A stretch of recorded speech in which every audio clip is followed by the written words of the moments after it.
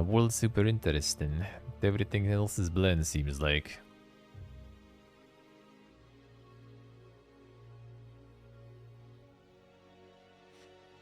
Devs abandoned single player game after it was finished. Yeah, abandoned after it was finished. True. Yeah, this one sure was. Them nominated in Steam Awards. Ballsy. And that was a ballsy. Man, some DLCs and stuff there too already, actually.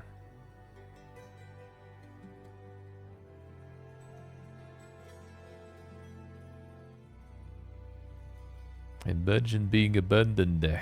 Classic. Avoid.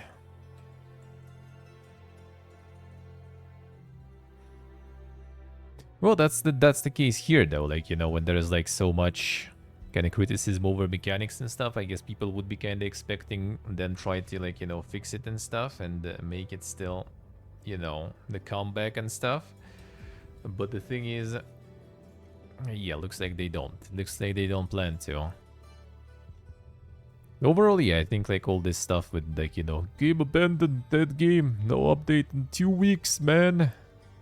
For full release, triple release, you know, like not early access game and everything. Det är SPPG.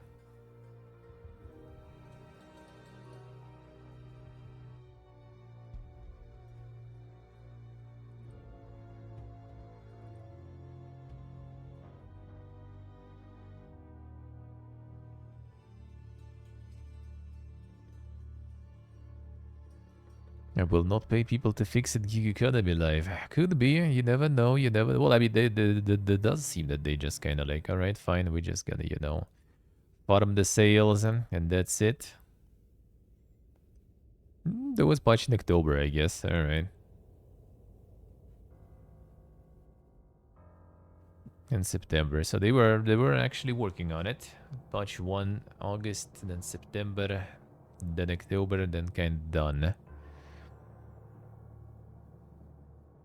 So they did try, and then I guess maybe see that, you know, nothing changes, and sometimes I guess you need to, you know, to cut the losses, you know, take the L and move out.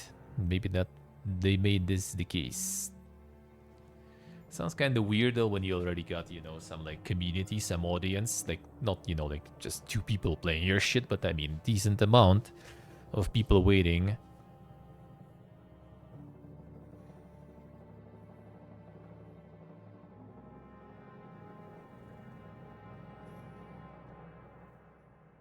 The game plan. In reality, it's a traveling circus. I mean, true.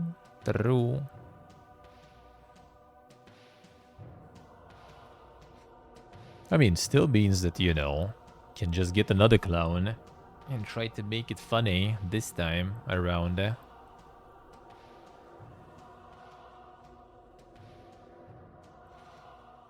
monster tiles tower defense. Tower wars. Damn, son. And the full one, actually.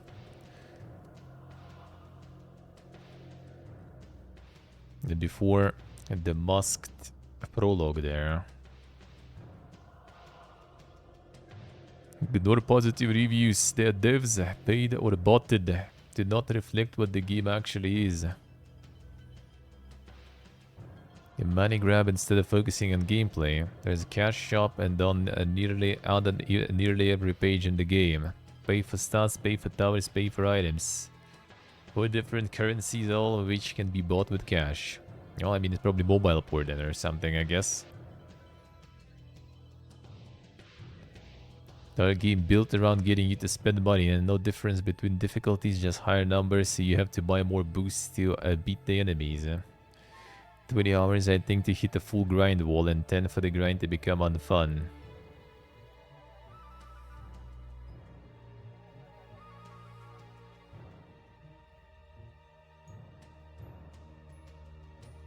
The devs bought a lot of reviews there. Fun mobile game, I see. If you don't know what to do or what to play, you can spend 30 to 60 minutes play and think about what to play. This game needs more free stuff, not real a body shop. I mean, the game is already free on its own though, dude, huh? But imagine having such luxury, dude, huh? And just like, 30 to 60 minutes just to think what to do next. I wish. Here's the Hill Divers. Like, see, like this is now okay price, man. That's an okay price. That might be regional one though. What? Oh, wasn't my recommended one then. Then my favorite bundle there. Oh, okay, it loaded in. Alright, I thought you literally just buy nothing for 20 extra. 40 euro for you. Alright, so it's like not exactly that regional then. Now that's the price. Feel like if they would do it this way with like 40 bucks with like Skull and Bones and stuff, or a glorious quadruple A, I think that would be like easy positive reception farm and more players. And now we're gonna push for that still. The giga prices, dude. Sony's supposed to be greedy, yeah. I mean, it's multiplayer also and stuff. They just understand that, the success of multiplayer lays in, amount of people playing. Like, if you're gonna have, like, those, like, empty lobbies in Skull and Bones, then it's gonna be just, like, why am I even playing this shit? Like, a lot of stuff you can't even do solo. It's gonna take forever solo. Jigsaw Puzzles Infinite. Damn, already this goes in new and trending. What a time to be alive, man. A recent mixed. Where would you be mixed about the jigsaw and stuff? AI ruined this game. AI generated images. Oh, I see. Alright. AI slop. There it goes. Alright. Someone did the full AI jigsaw there. I see. Okay, so demo not even labeled the demo. Ah, I see. Another prologue then, eh?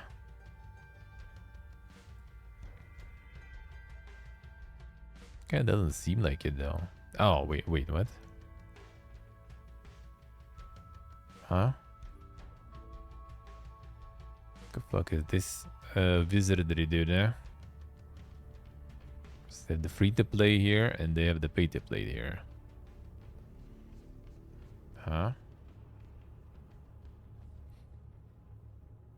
So it's kind of like the demo, but still, why is it like the free-to-play full stuff there? Gibbon, what is this magic? Forbidden magic there. Yeah, we know, yeah. Creepy. Also free to play, dude. No, you better make your game free. Hold on, look at this market.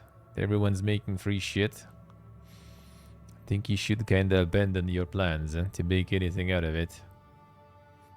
Clearly, that's the meta now. Oh, it's Mr. Suicide Ship. I see.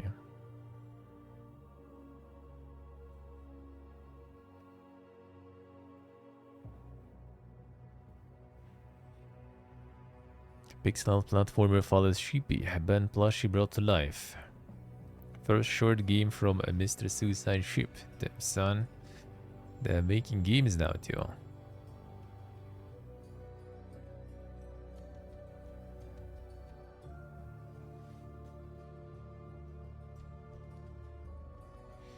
Join the mailing list to be the first to learn about the future of Sheepy.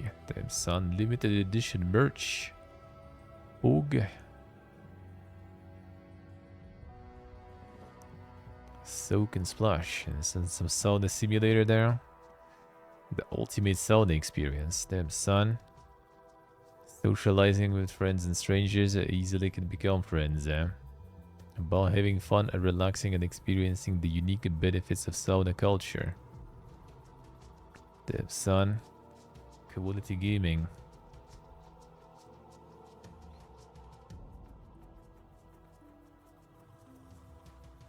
Insane, eh?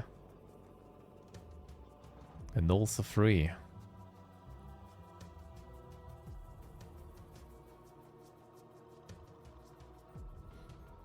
Amazing, amazing. Got to go to the sauna, dude. Been a while. Got to do some.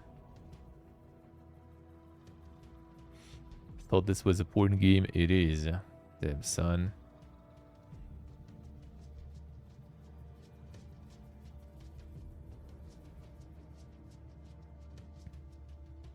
Good slaps and looping a strange man's bodies.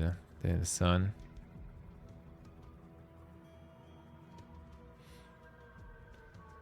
Classic.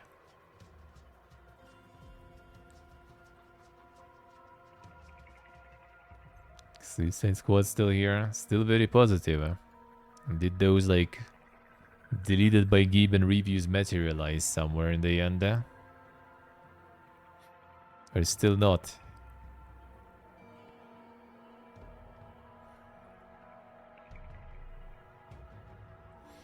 Not worth $70. Just play another game. People gonna love this game when it's $30. Yeah, that's kind of like, I have a feeling maybe that might evade Skull and Bones in the end too. 24-hour peak 5k players, yeah. Yo, that's the thing though. That's like the real player base, sort of. For like, you know, you're like that's what all those live services gonna be pretty much. When there's gonna be so many on the market, people just don't have time to play that shit. Not to mention people don't want to spend money to buy that shit when they already have like other ones.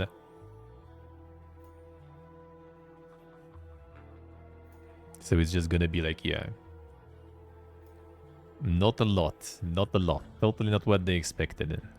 And I feel Skull and Bones is also gonna be in the same Fiesta. Like, if they would instantly already, like, go to this spot, like, that's also kind of like a bit of a lesson here, right?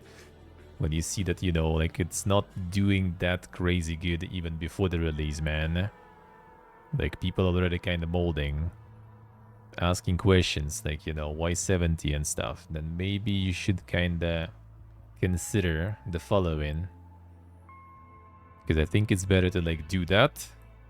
Get a good publicity, get a lot of players, get those, like, numbers and stuff. Even though it's not on Steam, so Skull and Bones kind of, like, people not going to be able to monitor the numbers anyway, right? But still, like, you know, get, like, more positive noise and everything around it. And, yeah, it's just going to be, like, more people playing, more, you know, word of mouth going around and stuff. More streamers and everything, too, and everything playing it then. Because of more positive reception, you know. Because, like, with a lot of streamers, especially, like, the big ones and stuff, I feel like all this, like, you know, Omega little game name and stuff kind of does, you know, turn them off, especially when there is a lot of other things to play. Could be Otan, you never know, you never know.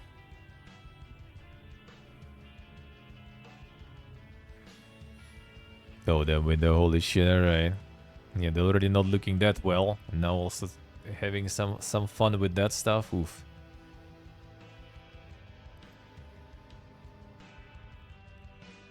But yeah, they just found their audience and stuff.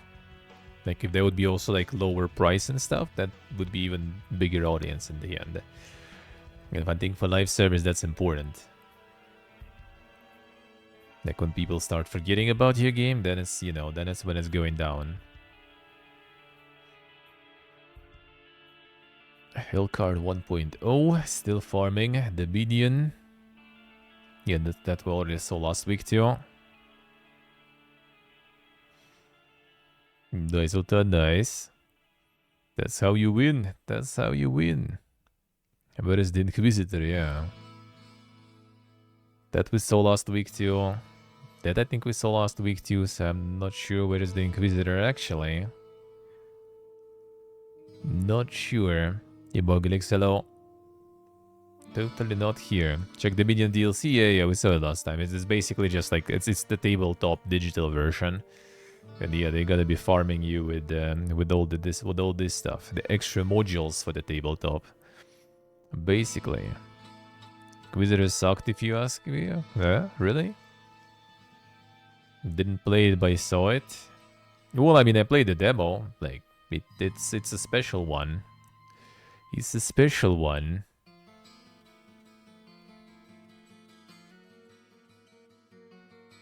At least it's $30, you know. Already not the full price. Oh, there we go. It goes mixed already. So from the positive already started sliding a little. Let's see how it is, huh? QTs, more QTs. Yep. That was the demo. Yeah, as I said, like, this is basically kind of like, you know, Xbox 360 game. Just in, like, 2024. So, if you want that, if you miss that, there it is. Absolutely hate the Unworld. Yeah, that's exactly what I said yesterday. Like, all this, like, other world shit was very, very PPA. It basically was just kind of like, you know, like we need to make something. So like what like let's Google, you know, how to make some cool game. But they got the article from like, you know, 2010 or something probably. So they got like a bunch of QTEs there. Let's add this like separate dimension also with different mechanics. So it's so cool, you know, and original.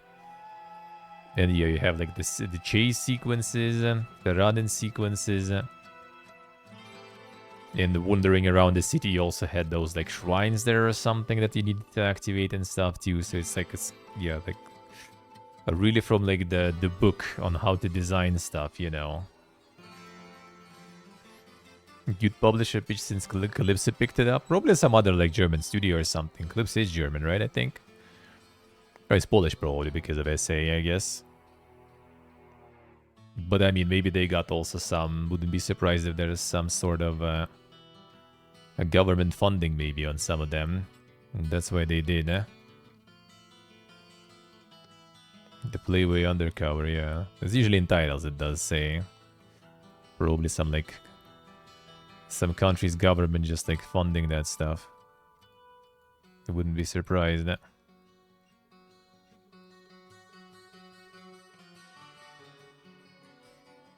No, that isn't it. The book series I the Inquisitor. So I guess they wanted maybe to try to just make some sort of like, you know, to get the book fans or something on board there with that.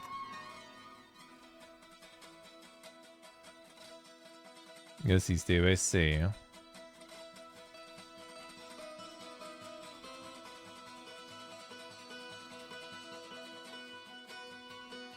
Yeah, 2008, 2009 would be great, huh? Alright, see. Atmosphere, plot, and characters.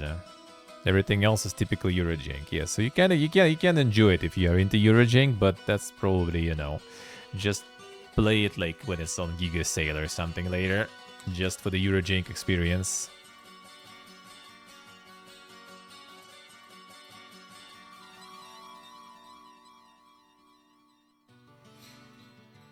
Yeah, the voice acting was okay. It was serviceable. Like, it wasn't anything, you know, like crazy there, but it wasn't too bad at least. It was okay.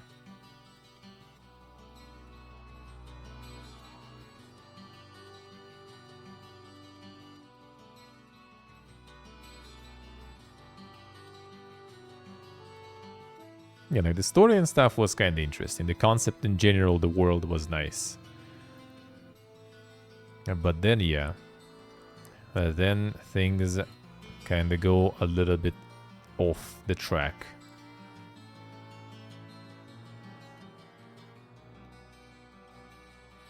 Oh, damn, issues with performance even. Holy shit. Like, it looked like also from the Xbox era, basically. So I don't know how performance even, like... What performance even does that there. Not sure.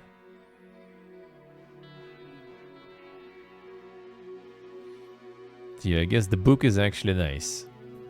Judging by people, you know, about the story and stuff, seems like a book is actually good. Huh? A game? Maybe not really, yeah.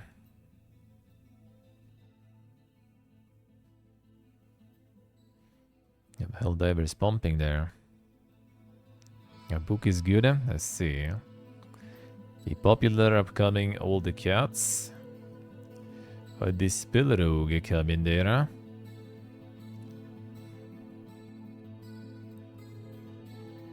The Glorious Dice Building. Serious, alright. Fight Crab 2. Then on the second one. Ultras. Yeah, that I'm probably gonna be playing when it's out. Supposedly.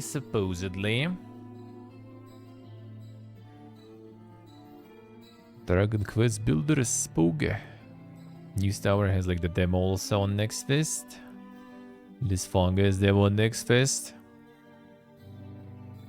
Some puzzles. They're also mostly like the stuff we've already seen though. I guess Next Fest is also kind of like this moment when all the algorithms on Steam kind of go pee so just doesn't really show much. Yeah, this we played the last Next Fest I think or something. Or maybe like 2 Next Fests ago or some shit. Not that long ago. It's gonna be out pretty much right after Next Fest is over. That was good. This one was pretty good. Yeah, all the kids. It's the Fight Crab party game, alright. Cards and dice is there, yeah. They made a sequel for this one, dude. The first one just like the Giga meme stuff that a lot of like streamers played. They want to pull it again. I mean, maybe they can. Maybe they can.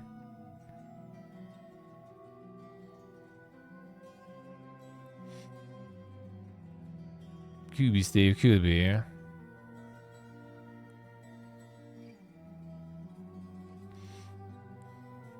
Oh yeah, like the workout and stuff there too. Hellcard I did play, yeah.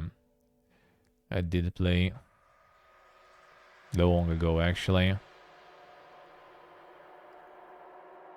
A while ago. I played the demo, I think. I played the early access. Haven't played the full release yet, but we'll see.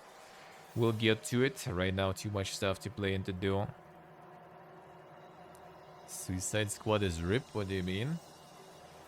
What happened? Did they pull the plug? Did they pull the plug?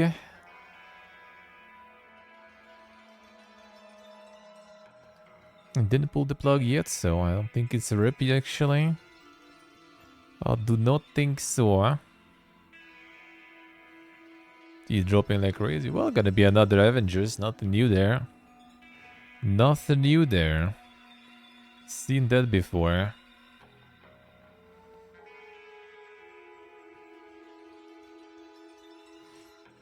But the difference with Avengers were kind of like completely... I think from the beginning people already were sort of molding about it. And here they still got some audience. They still have some people with good reviews who enjoy this stuff, so they still might have a chance there. There are some redeeming qualities, I guess, for that.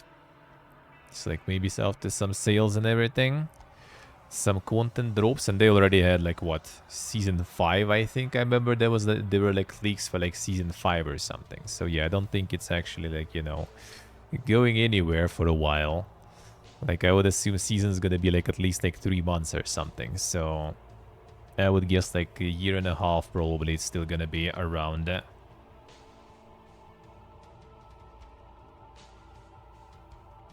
What's wrong with Suicide Squad?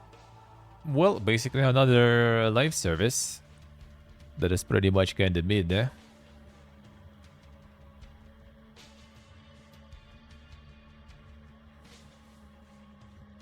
Avenger did far better than Suicide Squad numbers-wise. Did they publish any numbers though for Suicide Squad? Okay, the thing is like a lot of people did it on consoles though. Like Steam obviously was some, but yeah. Probably consoles were the main market. It did suck though, for sure. They did not get much, that is for sure.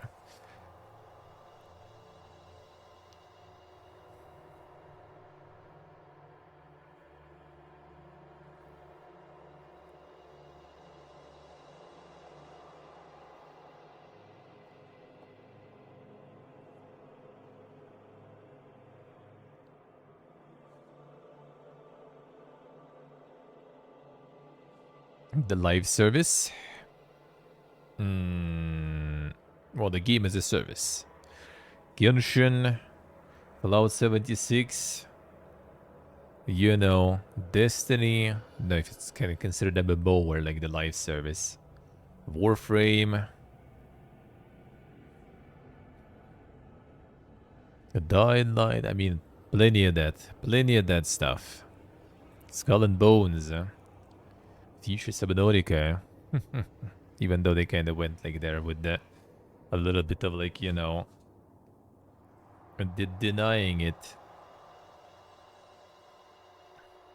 The Joker is popular, right? I don't think DC Comics in general is actually like as popular as like Marvel in any capacity. Don't think it's that close. I don't think it's that close.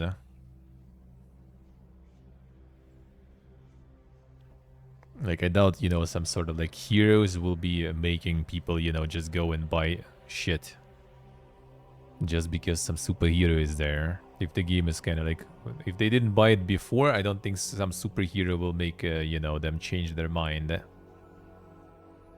Hello, Celestial. I kind of doubt that will.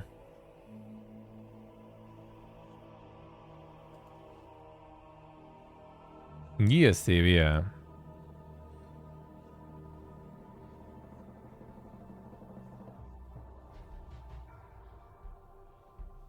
Yeah, Remori, yeah, saw them and Fernum. I wonder they gonna get a contact. They're contacting for multiplayer stuff, but multiplayer stuff I didn't want to do. But yeah, hopefully, because devs are like, if Sodium Inferno fails, like, that studio is gone. They probably pretty much done for. Like, the spaceship management one is already gone.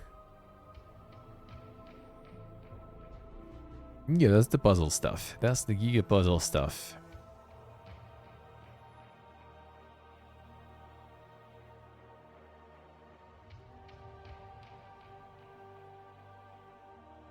Banishers, when was this one out? 13th of February too. Kinda like don't really like feel anything about this one, to be honest. Don't really feel anything about this one. Not sure. At least like Vampire and everything was kind of like looking interesting from like perspective of setting. This just kind of, I don't know, doesn't get me there. Some dink stuff with it. What we can get there? I didn't notice mostly skins though, I think. Was there something else?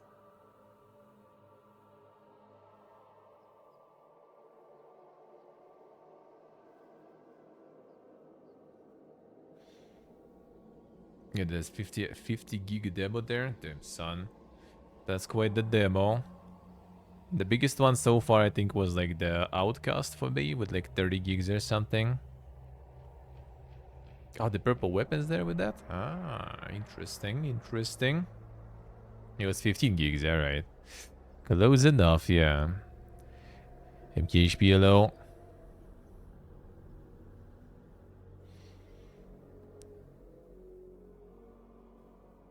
The hello. Alright, let's see. What else we have now? Where did they hide this shit again? There it is. Yeah, like Steam Next Fest available up to 10% discount. Damn, son. Amazing. So who's farming the most on Next Fest? Dungeonborn farming. Dread Dawn.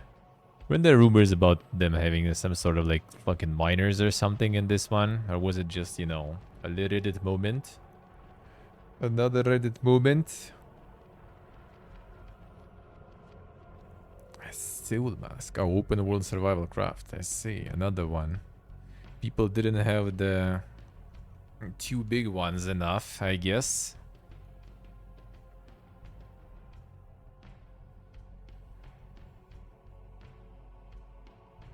Yes, there we are. Pacific Drive. Yeah, Pacific Drive I did play already even. And that was good then. I had the preview before. That was very nice. So I probably will be playing it on release. Because yeah, that was very, very good. Star Trek we're gonna try today. After the news. After the news. Seaborg XSC. Fucking slash dungeon crawler. Oh, it is Don't Starve Makers, I see. Nice. Like Clay doing another one then. It is, No, they can kind of like constantly still be farming. Pretty good with their art style after all the games. Guess they kind of stopped with publishing now. Went for their own stuff now. That's I think the one they published, wasn't it? When the new window always like logs. Yeah, that's the one they publish.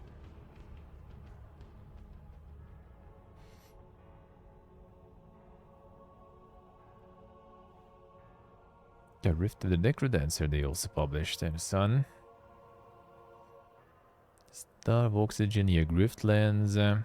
Full campaign now available. Is now full complete out. I'll probably return to that at some point. This was an interesting deck builder. That was an interesting one. I did chapter 1, I think I remember, in early access. Everything that was available. It was good.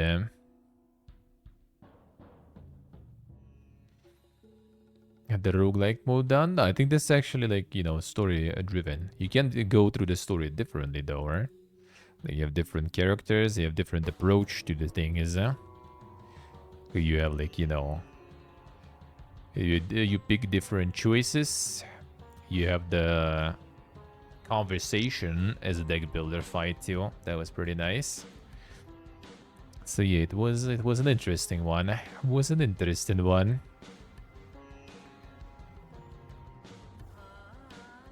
Do you need to restart? That I don't remember actually. That was a while ago and I don't remember. Did I die or not? I think it's save or something, but I might be wrong though.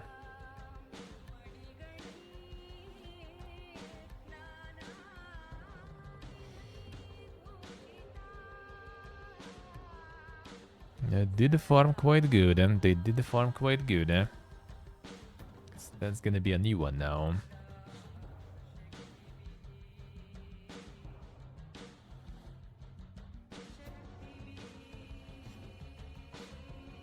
Yeah, Lightyear Frontier cannot mock up.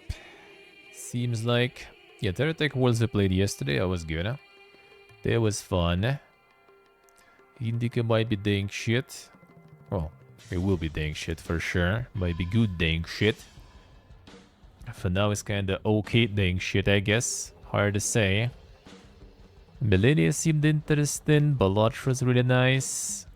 The Stalkers is basically another one. There's also one in development, I think, too. But that one looks completely different. And just like also got like, oh, we're kind of like, you know, dudes from a bunch of cool studios, eh? And we are making this. And I checked and I'm like, yeah. Not gonna try that.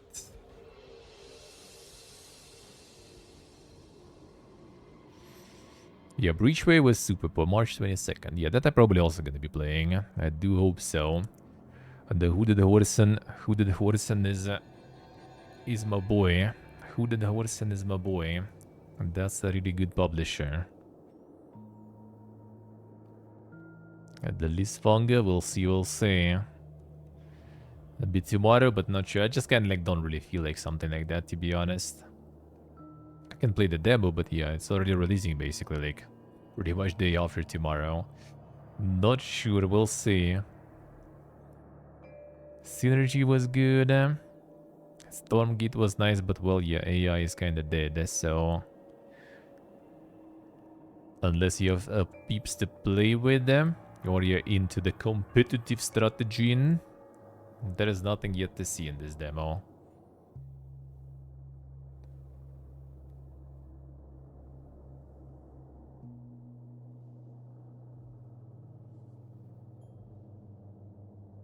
Got the hardcore first person, with that one. What's that one? Yeah, Bullet Magic is super good. Like that one I totally recommend to try. Just for the style and everything alone. Sadly, on stream, it just destroys bitrate completely. Like, it's absolutely ripped bitrate. And in general, like a very, very dank experience that might be not like super great for streaming overall because yeah, like a lot of shit going on, way too much shit going on. Style looks like utter cancer. I don't know, like it's really nice. Like all in all, like all this like the Giga 80s weeb feeling was pretty nice. That was pretty nice. EB1, then maybe there will be hope. Maybe a little bit, yeah, but not sure. It's like too colorful and too fast-paced, like insanely. So I'm not sure if EB1 will be enough, to be honest. You might need more bitrate. Well, this ain't a boomer shooter though. This ain't a boomer shooter whatsoever.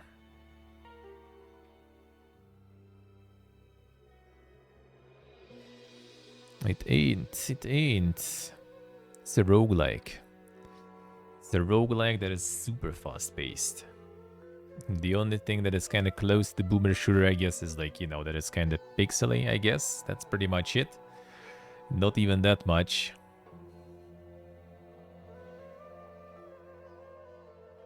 Yes, you went there, right? We'll see, we'll see. Dicemancer was super nice. Like those animations and stuff, that was really cool. Like really, I'm really happy that there's like a lot of like, you know, like the card stuff getting to the top. That's very nice. Like we have pretty much like Balatro went like super hard on this next fest. Like I saw like a lot of people like tweeting about this one and everything. I don't even know, it just came out. And like even Trizia was like, "Oh, have you played Balatro?" Like it just like came out of fucking nowhere. Like how and why everyone is suddenly like into this, I don't know. But it's good though. Like I mean, it's good like how everyone even like, you know, learned about it and got into it in the first place. Like I understand that it's good, but how people like, you know, even who are not really playing much card stuff got into it, I have no idea. That's not the first time also poker gets mixed with the roguelike, so not that probably, I don't know. Graven, I still didn't finish yet. They're still finishing like Act 2, I guess. I need to get back there. I just haven't played that in a while already with all the demos and stuff. Didn't really have time. Same with Might and Magic too. I need to return to that shit after next fest is done. So next week we get back. But yeah, like Balatro, Breachway is really hard. I'm also very happy about that one. Because Breachway did seem really nice. And yeah, then like the Dicemancer also got quite high. But that is more like kind of your own like classic run-of-the-mill sorta deck builder.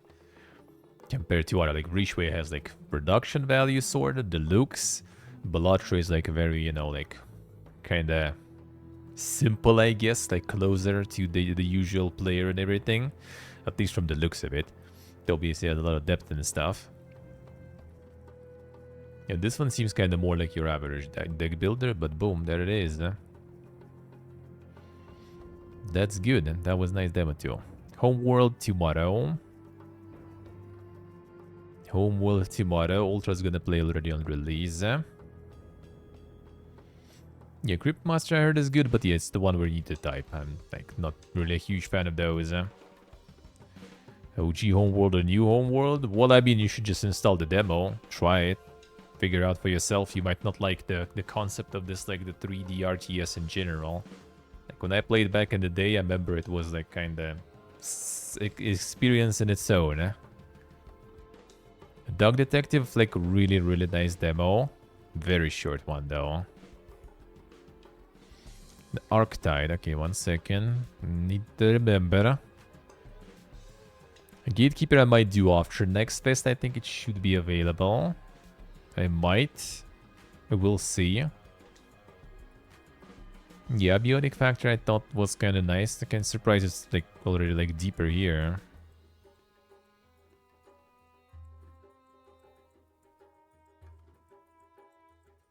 Arcticide, alright, let's see. Outcast, I don't know, man. Outcast, I don't know. On one hand, it was kind of nice, but on the other hand, it's like your typical like Ubisoft open world formula. And then just kind of like now we sleep, man. The gameplay didn't seem like something that would be like super poga to like, you know, do a lot of those open world activities and grind it. Like I didn't like feel that it'll be that fun. And ironically, like the dialogues and like running around the settlement, talking and like that kind of stuff was like the best part. Everything else was just kind of like, I don't know, mid sorta. Seems like the setting and everything might be kind of fun, but like everything else, not sure is gonna carry it. At least like the price is low and everything, so maybe. Maybe. Crown Wars Black Prince was already. But like to be honest, the King Arthur game is better. Just get that. Like it's I think pretty much in every single like field it's better. Not sure about the story. Kind of couldn't really see much, but it's also kind of this like this one is some sort of like real historical stuff, but like with mystical addition.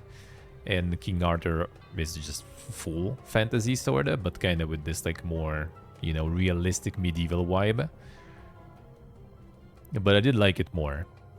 Those like really like this like grim, you know, like really like a really dark shit basically going on there. That I like kind of more. The only one that I like here over like King Arthur game, for example, is the ballistas that you could use. At least in King Arthur, I didn't find them yet. Maybe they are there. But ballista was kind of fun. Everything else was just like, yeah, just play King Arthur instead, I feel. And you probably can grab it like way cheaper on sale.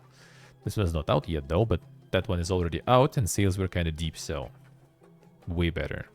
Well, not way better, but like kind of feels better and already out and already with some updates and additional content and everything probably will be better bang for the buck. While overall it's kind of close to each other.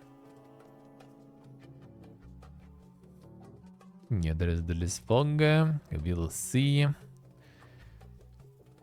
Lo-fi stuff. Yeah, the puzzle. Guild Saga Vanished Worlds. Looks kind of like the... A little bit like the perspective like in Raven Dawn. Yeah, the backpack battles.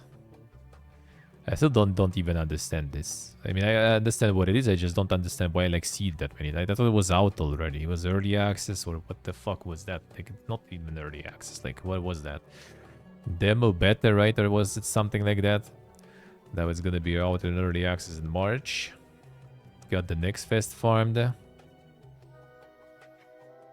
Yeah, Ultras will be out soon already. Gonna probably be playing it on release.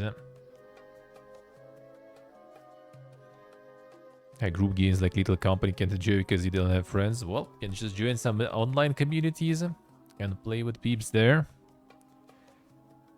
Similar to Divinity Original Sin. Alright, I see.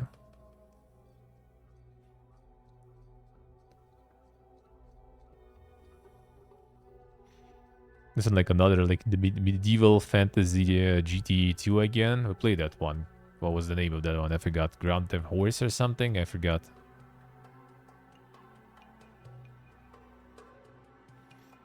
Yeah, series, I see.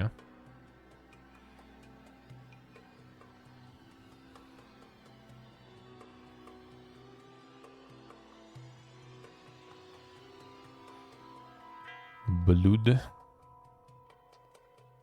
Raw metal. Oh, Rustler. Yeah, true. Yeah, this was so other one. Yeah, grappling hook, hoverboard, guns. Get just like out of all the cool stuff. That's it. Let's go. The summer house. I might be playing on release. We'll see a little bit. That's like just like a comfy stuff, pretty much. Getting them houses.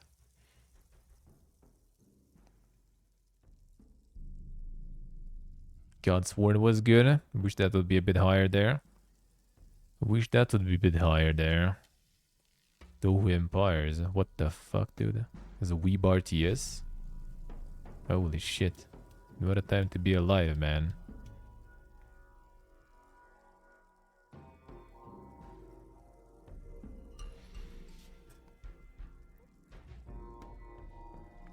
I want to play new games on it. Well, this will be over already tomorrow, so unless you want to play it today, then kind of no point, because yeah, the next fest will be over already. The last day, yeah. Nice window, nice. And the weeb's winning, eh? Alright, let's see. Wishlisted, real quick. Homeworld Pacific Drive, that's good shit. Backpack battles. Millennia. And who is actually playing stuff? The Dungeon-born Backpack Battles Balatro. Yeah, like, dude, this is insane.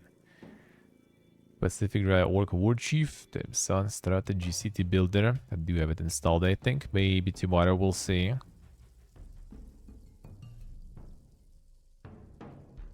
This, like as I said, this I kind of like still, my mind boggled still by this stuff. Like, how did they get even like so many people on board? It's insane. Respect though.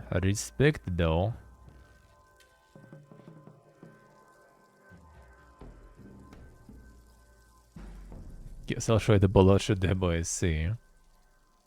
Yeah, it was nice. It's a nice deck builder. I like that. But a lot of people got in. That's good. More people to be converted into card enjoyers. More enjoyers of content with people playing card games. Feels good.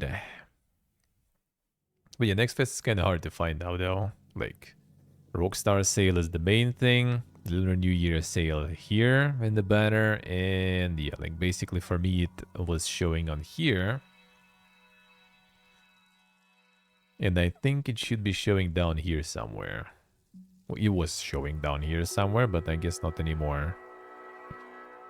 So that's annoying. Let's see what I say. Yeah, so next fest, there was already like devs molding about it, and yeah, I do understand and agree also. You provided the Gibbon provided them with like some sort of like, you know, event to kind of like get some like wish lists and some exposure for their demos and stuff, and then you can't even fucking find it anywhere. Because instead they're gonna be promoting, you know, what makes games, sales, boys. Maybe even like put the next fest in the same like as the Lunar New Year sale or something. Like, bro, you could just like do it earlier or wait a bit with it. Before at least it was here. But yeah, now they removed everything. You gotta farm that GTE and Red Dead Redemption monies. Third party event is presented by Rockstar Games. Well, damn son. Who would have thought? It's not even loading, so they presented it kinda bad. Tell you that.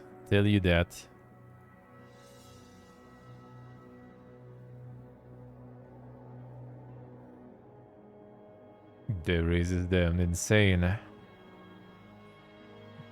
Recycled ideas and asset flips, damn son. I wonder what those people usually play then. Like, is it some like, you know, like some I don't know, like the giga, you know, like Fedora tipping boys from like Reddit or something that play some like some insane depths of itch.io kind of games or something for the super renovation, or what are you even playing then? Because usually those people kind of pretend that like AAA industry is like, you know, making something super poggin, super new, but yeah, we know about that. We know what they're making there. So I don't even know what they consider good then.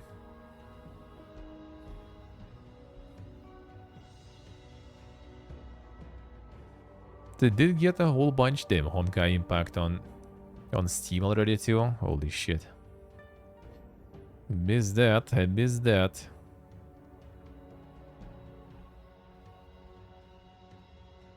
Strike evaded those Survivor clones. I mean, true, yeah. But like, that's the thing. Like, if people play that, then, you know, people want that. People want more of that. Like, to be honest, like, looking at right now, right? Like, looking at Next Fest right now, there was not a single Survivor clone, actually. There was, I think, only one that I saw. Wait, do you do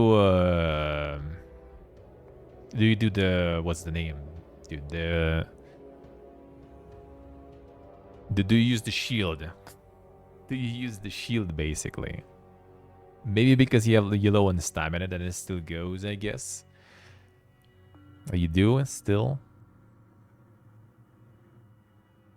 Because yeah, we're like scrolling for a while through this, right? And there was not a single one. I think I saw only one.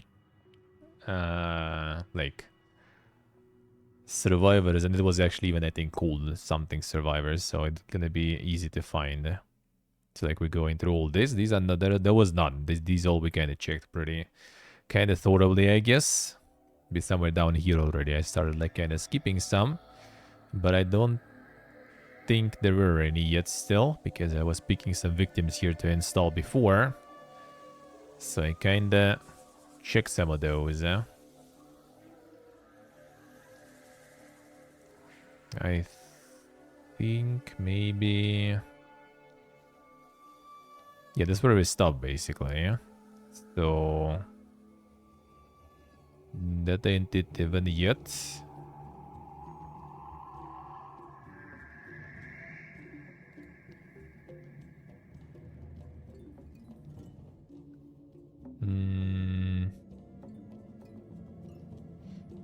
Okay, portable.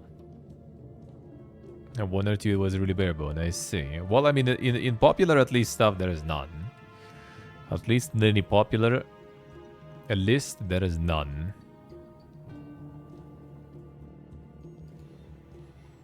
There was something survivors, though, I remember. Like, the only one I saw.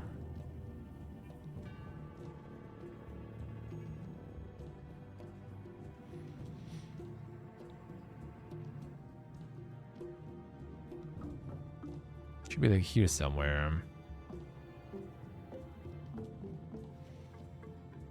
Nimrod's is? Yeah, Nimrod's we've seen. Alright. So Nimrod's is... This one, I think, the action-packed RPG. I think that one I actually checked before, but I think that's a bit different. That's a little different there. Oh, there's Lost West. No, that's actual survival, not the survivors.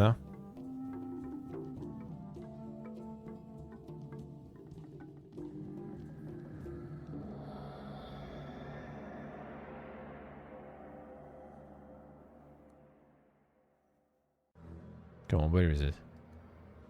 Did it just like drop that hard?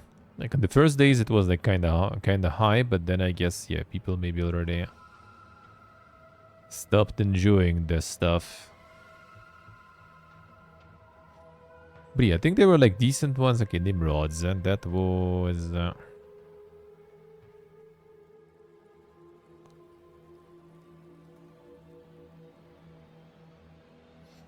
That was probably still not that high, wasn't it?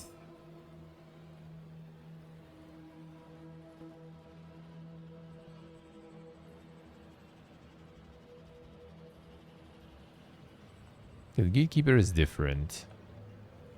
Yeah, there was a bunch. There was a bunch of Dorfromantic ones still. Well, actually, no. This one already not really that much, yeah. But the last one and second to last one, I guess there was a bunch.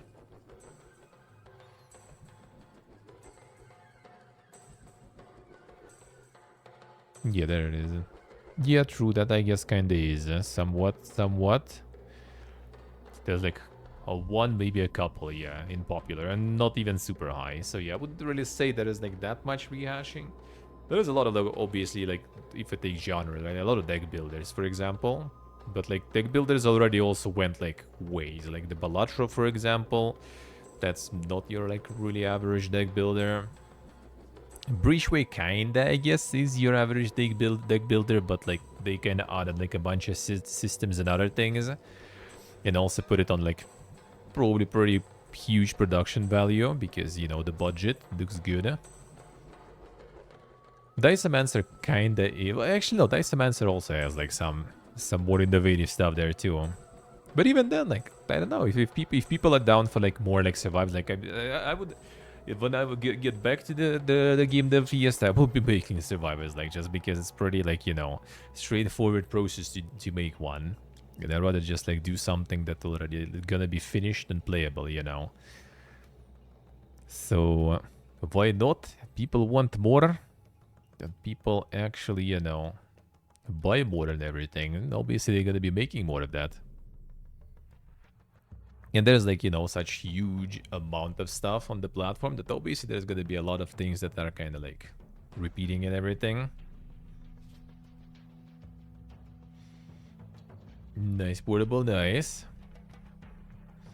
So it is inevitable that there's gonna be a lot of games that are being inspired by stuff, because there's just like so much. There's just so much. It's inevitable. Yeah, but also like in the years of industry being kind of like very safe.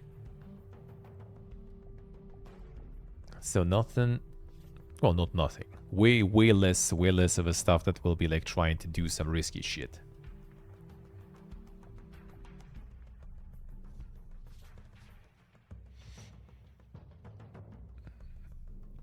Barely trying to do something new within those genres.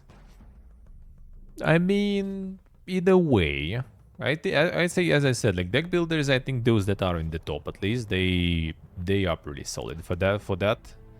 They are pretty solid for that.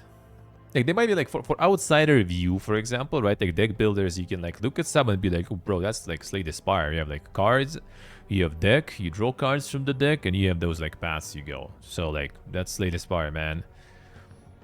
But no, I mean, there's a lot of like new ones going in that kind of changes things a lot. Same with like kind of other ones too. In some, yeah, in some, like, I don't know. Like farming sims, I'm not going to be taken to judge because I barely played many. It does seem kind of very similar though most of the time.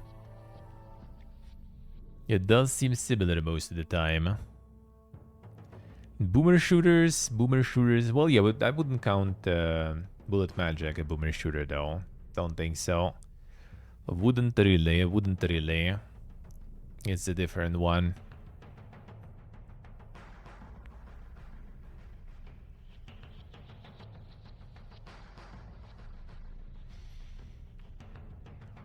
Pacific Drive, yeah, Pacific Drive, I agree, yeah. Pacific Drive is indeed a very unique.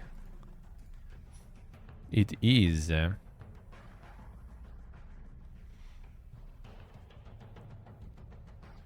Pacific Drive is, and it kind of deserved. But yeah, Lightyear Frontier is like farming, but yeah, like different stuff. I don't know how much different though. Like some of those things, you know, like you can look at it and think like, well, it's the same stuff. But in fact, like when it comes down to nuances, not really. It's just like depends on how you define the genre and everything too. Like Millennia, for example, is like, yeah, it's Civ. It's like literally pretty much Civ, but it adds like some of the changes and things that, like, you know, if you are an enjoyer of that genre, you're gonna appreciate it, or you're gonna hate it. Kind of depends. Like Indica was quite unique, but yeah, we'll see how that will end. We'll see how that one will end. Like the only like things that I can say for now are like really trying to be something else is like Dungeonborn, to like Dark and Darker, and Dungeon Stalkers, Dark and Darker again. Those you can see they totally try to be something else, 100%. And that's a 100%. Everything else already you can kinda, you know, debate sorta. You can sorta debate. Yeah, Homeworld 3 is a thing in its own for sure. Ultras, well, I mean, yeah, technically just your, like, you know, platformer Metroidvania stuff. That's kind of like the genre that is that is kind of like not super, you know, innovatable, I feel. Doable, but hard.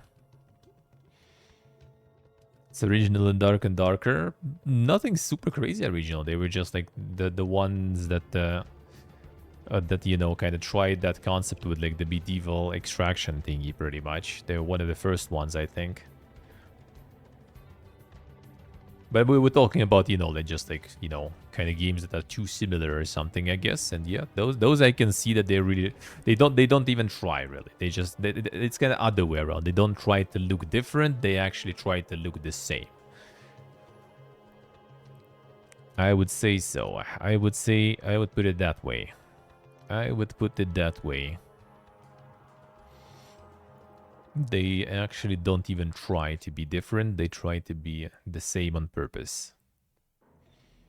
Yeah, Ground Wars feels like the trying to get the King Arthur game feel there. And not sure if it actually does bring like much new stuff there, really. I mean, that's the thing. Like, I don't know. Like, should we do we really need everything to be like like super new and original? Like, I mean, it would be nice. It would be nice, but then there also would be like a lot of situations when you just don't want to. Like, look at Subnautica stuff, even for example, right? Like they doing something else, and everyone is already molding. Even though I guess obviously it's also molding because of like the live service galore, right? But like even about multiplayer, people already started molding. Everyone wants it to be, the Subnautica. It should be like single player, like that kind of stuff, just like the first game. Adding something new, but yeah.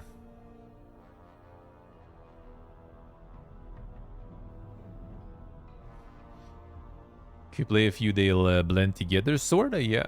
Sorta. Well, that's the thing. That's why they try to do it like with style, like because there's plenty, right? But like you kind of distinguish them by style. Like Blasphemous, Blasphemous, right? Hollow Knight, Hollow Knight. Let's put those, that way. You get Ultras. That's also gonna be pretty distinct, at least stylistically.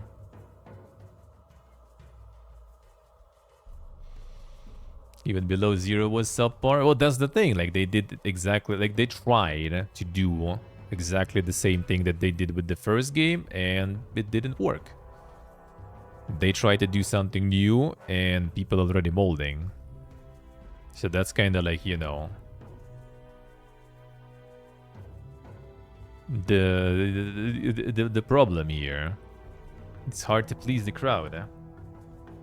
Like, people don't... Basically, it's not about, like, original and not original stuff. It basically all comes down to, like, people just want a good project.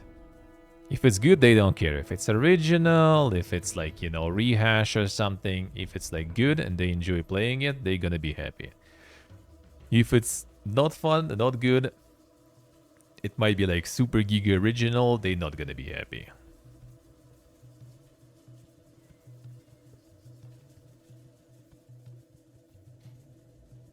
Hollow Knight holds up that way nowadays? Wait, what do you mean? What would be a dethroning that Hollow Knight there?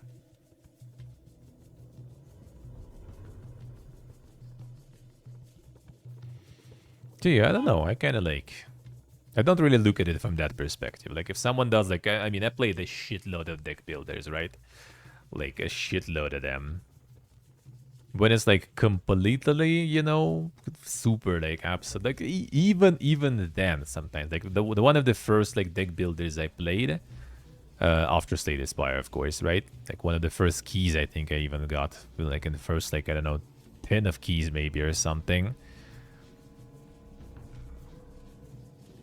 And let's see, that should be 18, I think. Let's see, and I'll find probably I'm gonna know the way. Quality games I had there, didn't I? Man, maybe it was 19 already. No, I think it should be 18. No, past this. But prior to this, probably, yeah.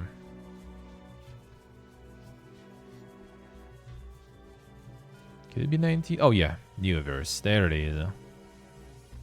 This just literally, we just like, we got your Slay the Spire and we added like Booba to it. That's pretty much it. I still played fucking 12 hours in this shit. Yep, that's like Gigabooba basically, or like Gigakuber stuff pretty much. Other than that, that was like literally it. And I did still play it for like 12 hours. And nowadays it seems like they changed some stuff. But yeah, that was like the most latest Spire, you know, you could even go. And you still just want like, oh, it's different cards. Alright, that's interesting. New combos and everything to try, you know, new things to do. New bosses, new mobs is just kind of like, that is already good enough for me. I see what, alright, that was fast. Now that was fast. You already into it. 2020, alright.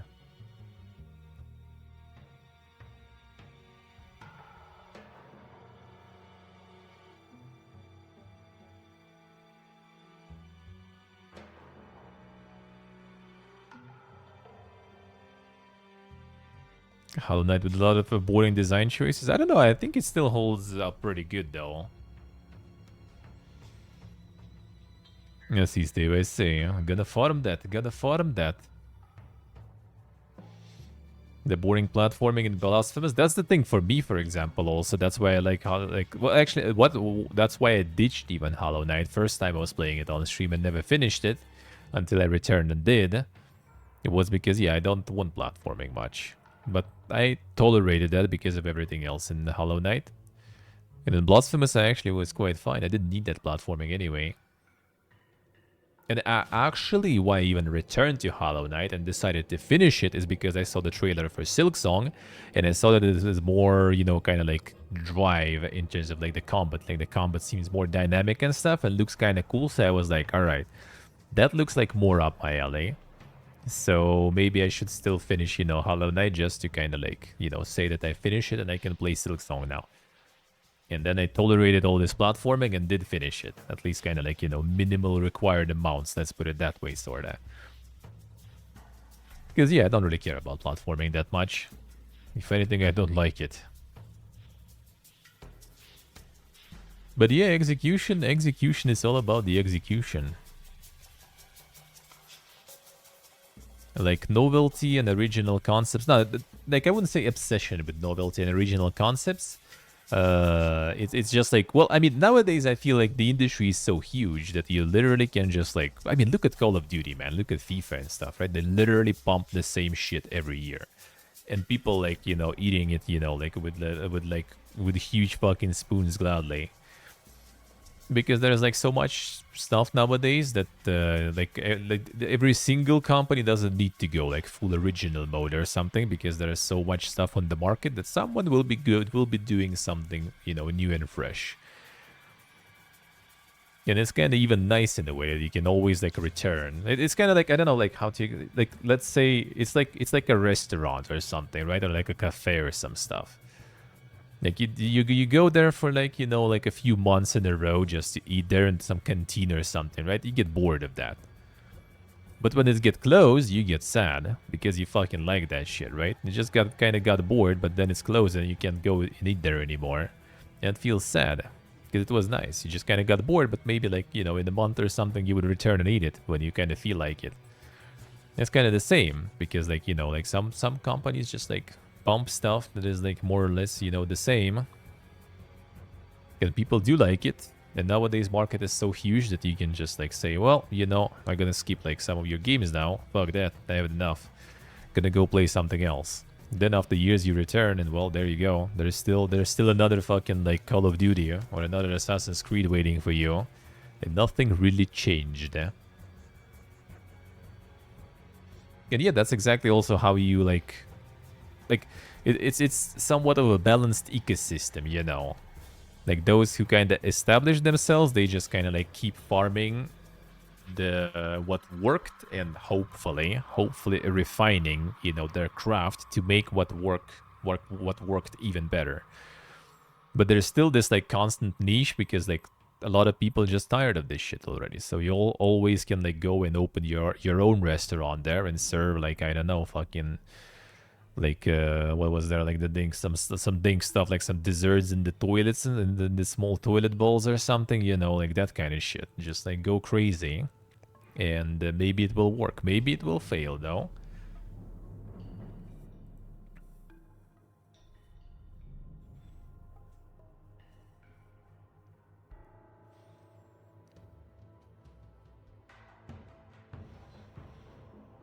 Questionable if it worked, but people still copied it. That's the thing. You change that in your game, and there's gonna be like a bunch of people molding about it. It's like it's really hard to like do those decisions, and obviously also like, you know, devs, they kind of like mostly they know. They get all this feedback, they have those playtests, especially big devs, right? Like big devs, like they have like playtest when they just get like a bunch of people pretty much under NDA for like a long time sometime, right? Like move to another city sometime and stuff. I mean, we have like some people from community who participated in those events. They just like drag a lot of people of different backgrounds and stuff. They just put them in the room basically. Like you play the game, and the game designers just like stay there and with their notepads, you know, writing things down and looking through like the glass wall and stuff, how they playing and everything, and like OBS probably broadcasts you, and looking at them playing, and looking and then gathering all the survey, all the feedback and stuff, you know, trying to understand what's wrong and everything. So like all the stuff, like they're not idiots out up there, you know, sitting in those companies. They're refining that shit.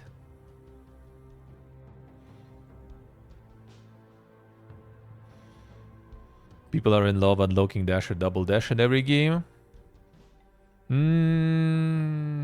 It kind of depends, to be honest. It kind of depends. Like in some games, you kind of just want to have the stuff fast, yeah. In some games, it's kind of like, I don't know, it depends on how like the vibe of the game is set. Like if you see that it's kind of more about like exploration and more like a slow burn than the fast game, you know, to run, then that's kind of fine. If like the gameplay is, you know, like very fast and speedy and stuff, and you just kind of want to go fast, want to do things fast, and then you get kind of gated by that stuff, that kind of can get annoying. That can kind of get annoying.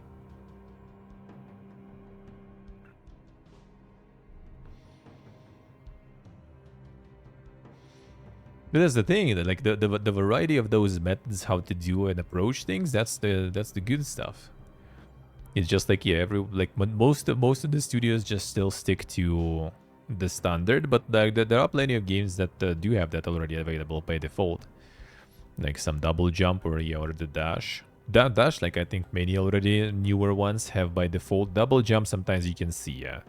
Double jump is kind of like, I mean, it's also not because they just stick to the classics. It's more because like those classics were created for like the purpose that they still find that solution is good for that purpose. Like, you know, like some sort of like gating of the progress or anything.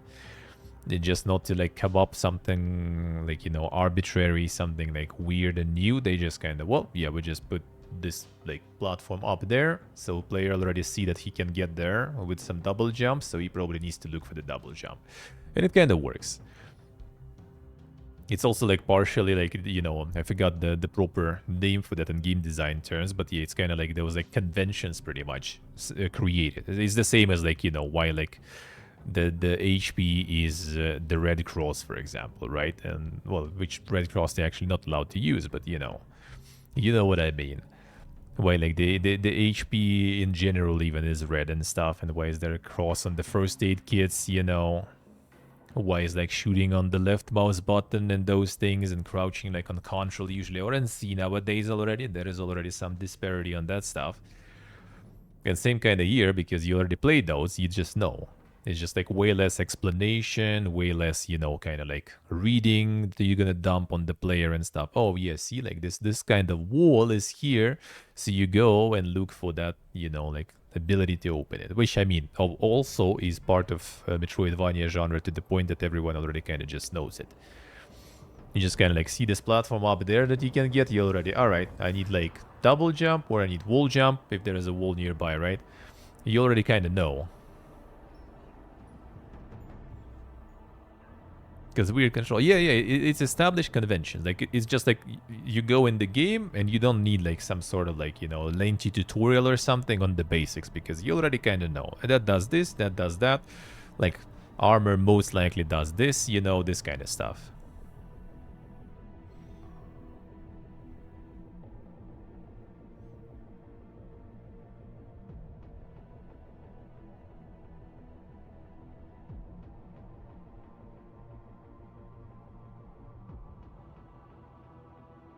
Easier to design around basic things than come up with something interesting. And that's the thing, because something interesting might be more complicated for people to get, you know, to understand. They could just put like some gates and you just need to get a key for them, right? But that's also something we saw before.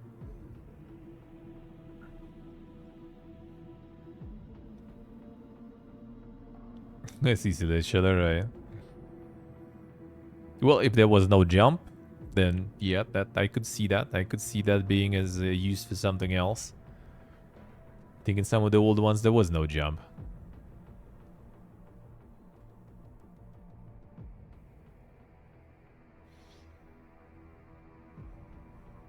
Yeah, just like it's using the conventional things, which like it's not it's not always good to like, you know, break it completely and just go, you know, completely sideways. Huh?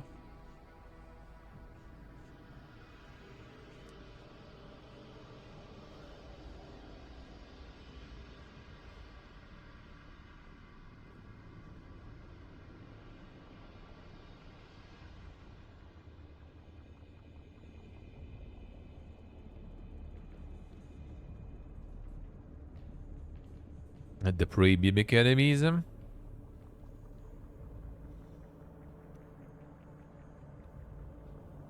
Well, I mean that's not like something like super, you know, like crazy. I mean, mimics in general are not super new. It's just like, you know, that like they just like, yeah, people don't really try to use them in much of different genres though. They kind of got their own like niche of genres there, which is again quite often just goes to the point of like just like assumption, I guess, by game designers and stuff too, that some of the things like players just don't like. They just assume basically. And I mean, it's also assumption based on experience, so it's not completely super wrong. It might be just us liking, for example, that kind of stuff, right? And also probably plenty of us here play like the Souls and enjoy that and everything, right? And like a lot of people kind of don't like CBT. And that's why also a lot of designers think that people don't like CBT. Hey, next gen, hello. How we doing? And that's also the thing about like the immersive sims from like Arcane, for example, and everything, right? Like the Prey and everything, like all those like super mechanics and shit, they are fun. And they're nice, they're interesting. But that's also like for, you know, like more exquisite gamers, let's put it that way, right?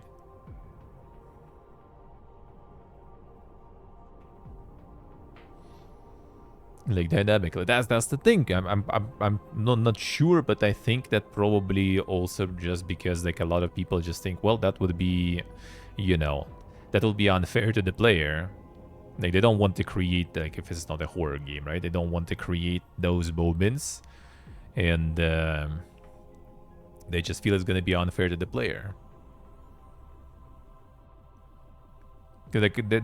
Like the ideal gamer, basically, like from some of the books I read, but on game design and stuff, is just like complete PPG, you know. It's like the person who needs hand holding, person who needs you know, like to turn, for you to turn their head when the action is going on, you know, that needs that companion that's gonna be explaining them everything, right? And you can even see that trend is like now picking up, right? Even Kojimbo fucking doing like some sort of like talking companion in his next game there. You know, yeah, it's just like if you go like big AAA especially and want to sell a lot, then everyone is trying to go this like, you know, super like as much of this conventional knowledge as possible put in, so they need to explain less. Like all the controls should be as streamlined as possible. All those like, you know, yellow paint on the walls or like white paint on the walls, right? That shows where to go. Like all those things, they just all Like pretty much because like everyone like knows about those methods and everyone knows what it means. So you just kind of like create the super easy to get into process.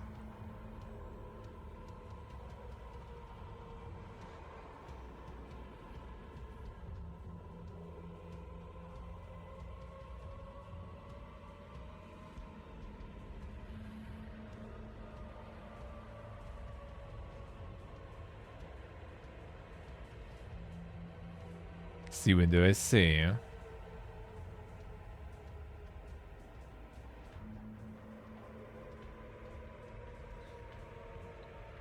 Pretty understandable and fun. I mean, true, yeah, they are. But that's the thing also. Like Prey, for example, is like a thing in itself. Like Prey and like the all the arcane games, they are like, you know, very unique in that sense. They just do their shit. That's the thing, and that's why they can. That's why they create their own standards there, because like not a lot of like games really do this immersion simulation, and not a lot of them do that well. And again, a lot of that do that's indie games mostly nowadays. He Solid Snack. Yeah, yeah, something like that. And that's also probably the reason why people don't do that, because like for the AAA project, everyone just assumes, well, you know, gamer is dumb, so we can't make them, you know, do some complicated stuff, because you know they're gonna get stuck not realizing that they need to like, you know, like use like some sort of like the water arrow on that freezer and then get like an icicle and go like, you know, use that icicle as a lockpick on this gate, for example, or some shit like this. Like I don't know. I don't know. That I probably wouldn't guess myself, to be honest, still. So everyone is trying to make like this, like, you know, as the least barriers and like the stop points as possible without, you know, too much explaining and showing. And that everyone just like, you know, installs the game, grabs their controller, lays down on the couch, and they can just, you know, like play with one hand while eating chips with another hand. That's pretty much the main thing. Yeah, Gloomwood is kind of trying. Yeah, Gloomwood is getting there.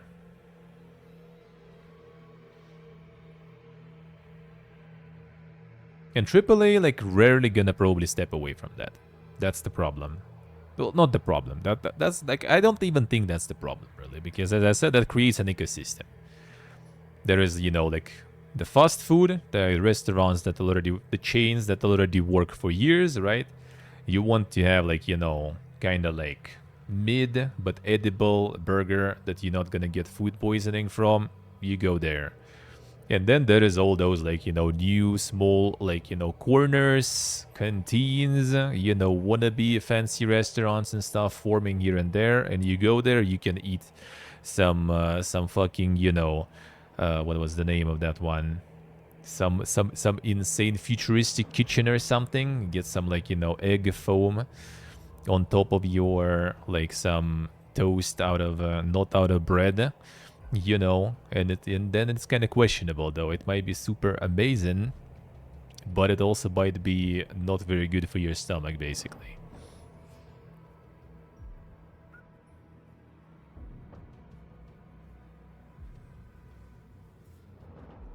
No, the hand holding they do have, yeah. Hand holding they do have. That they do. They do. But usually they already try to do those tutorials most of the time, right? If you don't play like some sort of like strategy or something, the tutorials they already kind of do right in game. And yet that tutorial is like actually, you know, the one that is like right there, you know, like press this and that. All right, got him.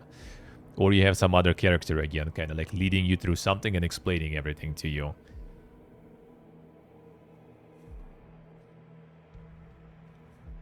Like they do explain in the show, but they kind of try to like minimize that, and they try to like make it like they still do it for those who might not get it, you know. Because I think the goal for most of the AAA studios nowadays is basically to increase, you know, the coverage of the audiences and of the demographics as much as possible.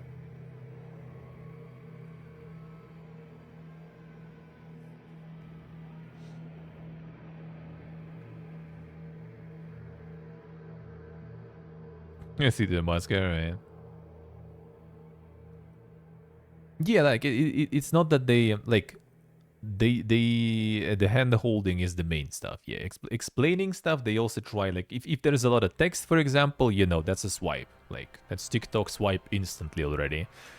Bro, there's text in the game. Fuck that. You know. So it all kind of needs to be done more organically there.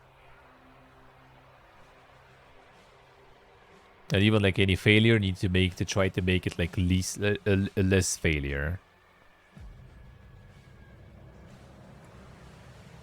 Because like a lot like a lot of old games when the failure is actually uh really brutal, for example, even though some of them kind of for different reasons, right? Because people were putting the coins in the arcade machines, right? So you kind of need to make it brutal.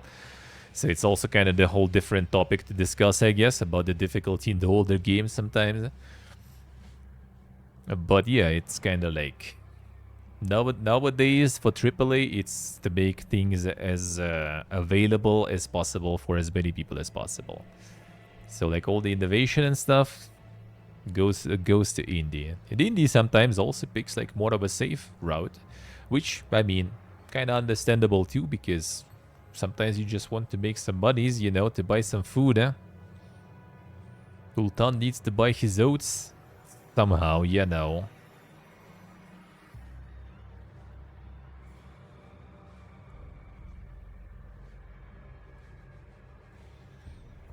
More than 2 or 3 lines of text in tutorials, keeping and figuring it on your own. See? That's the target audience. We found them.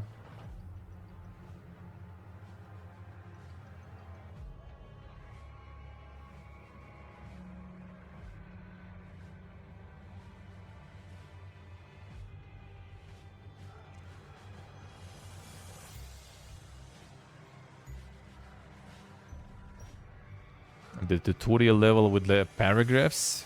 No, I think with paragraphs, that's already... the paragraphs, that's already more like indie games, I feel. Like in AAA, I think tutorials with the paragraphs of text, that's you probably barely see nowadays, I feel.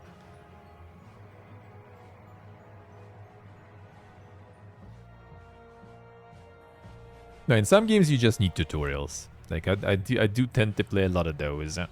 And I do prefer to actually go through it because like there might be mechanics that you just kind of skip and then you like just go in full PP again, just not understanding what you do later.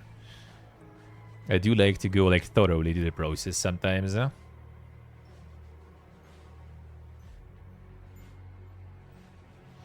10 tutorials evenly spaced out happens sometimes, happens.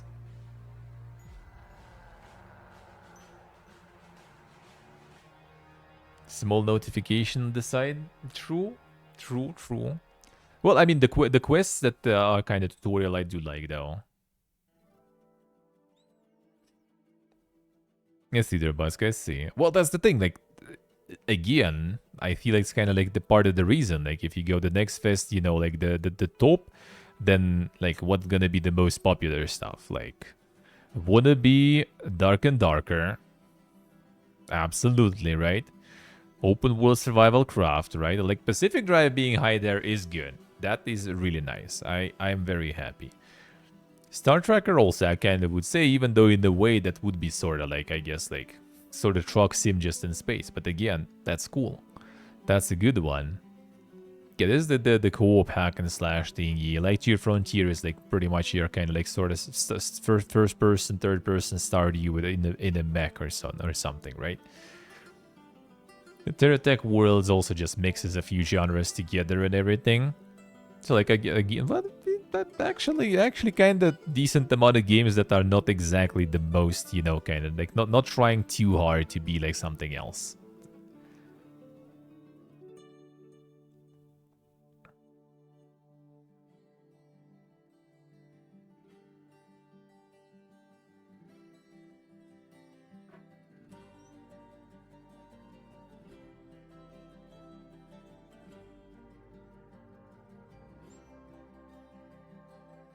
Let's see, saved. Well, in Terratech, yeah, you didn't really need that tutorial. That is true. That is true. That was not super necessary. And mechanics one obstacle at a time. Well, I mean, yeah, that's how it should be. That's how it should be. That's how it should be. But yeah, in indie games, there is a bunch of tutorials for sure. Because sometimes, yeah, sometimes they are kind of different. Like in Pacific Drive, I feel like you do need some. And even then, like one thing glitched out for me, for example, when I was playing, and I already like couldn't understand really, like the like breaking the what's the name, the padlocks and everything. Like it didn't work for me. Like I didn't have the prompt. It didn't display it, and I kind of logically thought that that's the thing, right? So I went to the padlock with the crowbar and I tried to press the button, but I guess I was also kind of positioned not exactly the right way, and there was no prompt. So I'm like, all right, I guess I need to find a key for this padlock. And that almost kind of fucked me over until I kind of managed to try it somewhere else, and then it worked, and then I needed to backtrack and do all those doors that I didn't open before, for example, you know. Because like you kind of do need to know some of that stuff in Pacific Drive, because I do feel it kind of does a lot of things like, you know, that are unconventional. So you kind of can't really guess them completely, all of them. Like breaking, for example, those glass thingies to get the energy crystals or whatever, right? Like, why can't I just get a hammer and fucking smash it? No, you need to make like some specific fucking device that gotta be breaking them.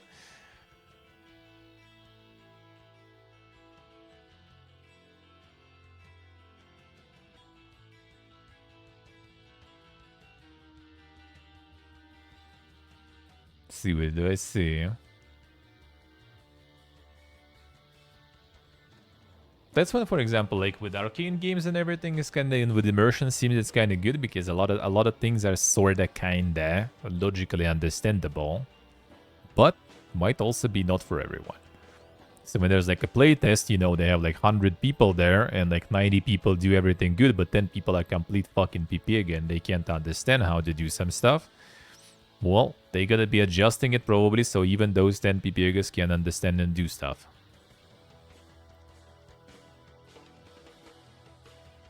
And with indies, it can go two ways. Well, it can go three ways, right? It can go like the perfect way somewhere in the middle, right? And it can go like the way when they over-explain and just go like, you know, the encyclopedia type of tutorial, which is kind of nice to have encyclopedia too, just in case when you want to get deeper into some mechanics, for example, it's nice to have it properly explained. Many games I feel kind of lacked it. Or they can do like go also like super light in tutorial and then you kind of just don't understand, right? How to do that? What does that do?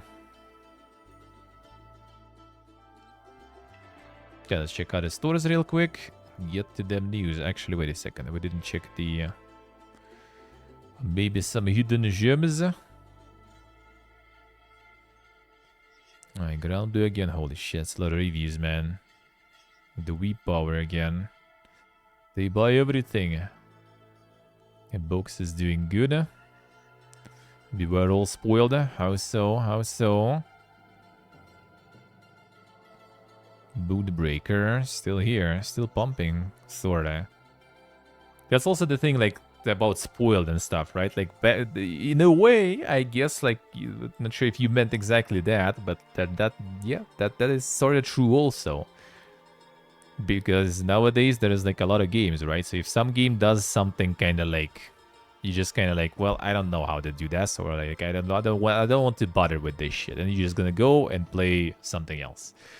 Because probably you have like some MMO going. I have 2 even going right now, right? You maybe have some like fucking live service going. You have some fucking gacha game on your phone maybe, and a bunch of other single players from your backlog, right, and stuff. So you just kind of like, bruh, fuck that game. I'm gonna play something else. Like you always have that. Back then, I didn't fucking know English. I didn't understand shit, and I was like still, you know, like ramming my head against the wall in some games just because, you know, well, I have this game and, you know, there's nothing fucking else to play, so I gotta figure it out. Sometimes you do, sometimes you don't.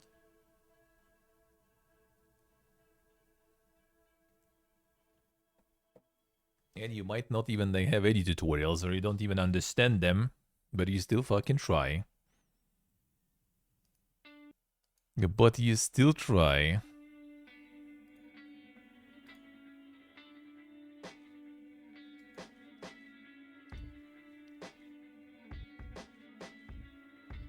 But that's also a good thing, because now you can pick something for you. Like, you don't want some 5-hand shit and everything, don't want to bother with that? Sure, bro, there you go, there's plenty of options there. You want some 5-hand stuff and you think all these are kind of like too much, well, there you go. There is also plenty of stuff for you there.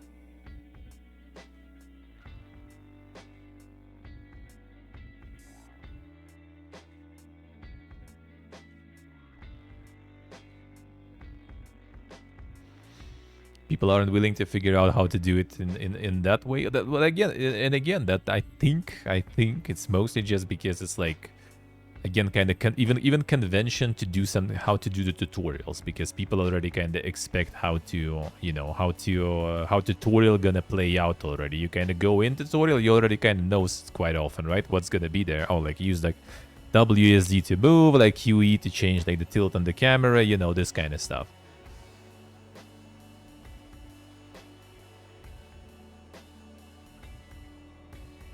See what I say.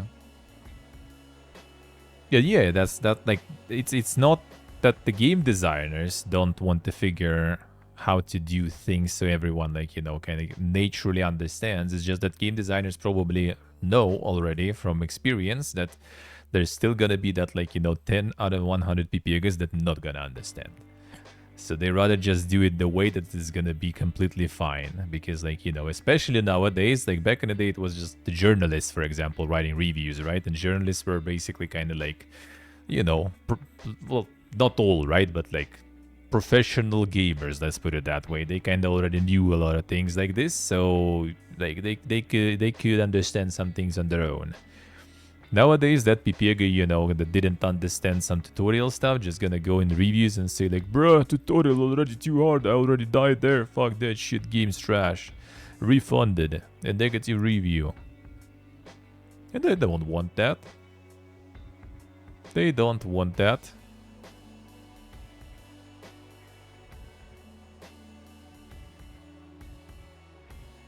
I do it, like, remember Mad World? Like, it was kind of PPG, right? That tutorial that I took like a few efforts, actually, a few attempts to go through. And yeah, guess what? I go to the reviews after and there is a bunch of negative reviews. Fuck that shit, I died in tutorial. What is this shit, dude? Like, for me, it was kind of like, well, then I need to learn how to do it. For someone, it's like, bad shit, dude. Bad review.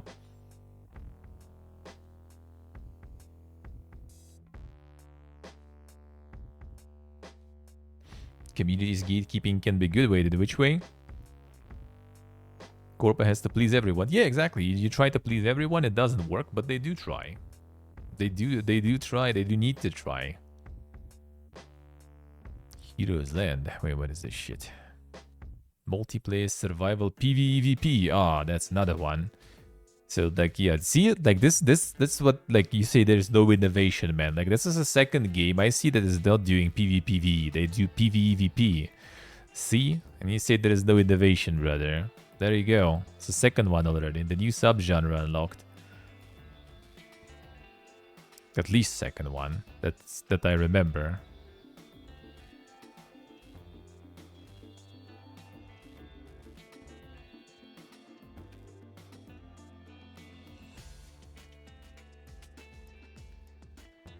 Already not innovation, damn son. They're ripping off the PvEVP already. Taken by SMH, man.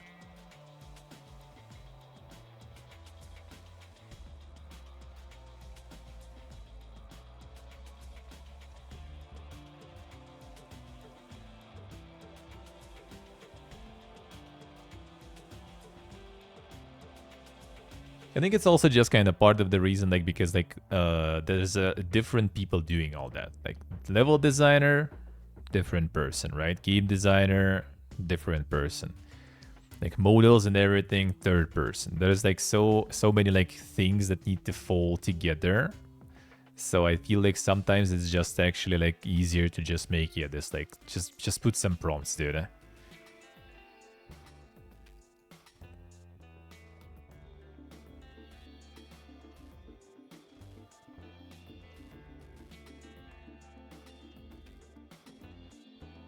Tales of Spank. Hack and slash action RPG. There's a lot of like action RPGs from Chinese studios pumping recently. This one is already a little bit in like the chunkier price range though. Usually you guys have better pricing there. In the dungeon born. Damn son, already recommended even. Insane. Could be really what innovation. As I said, yeah, like my opinion here is the same as with the food.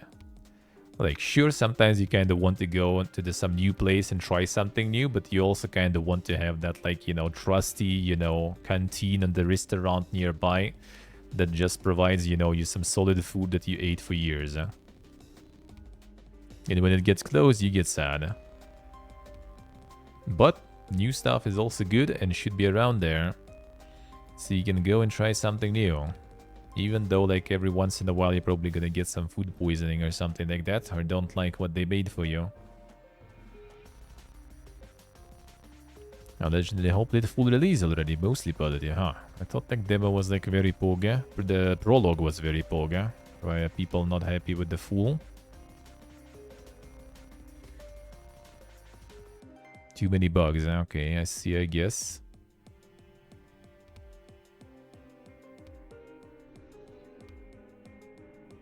Frustrating a grind at times, huh?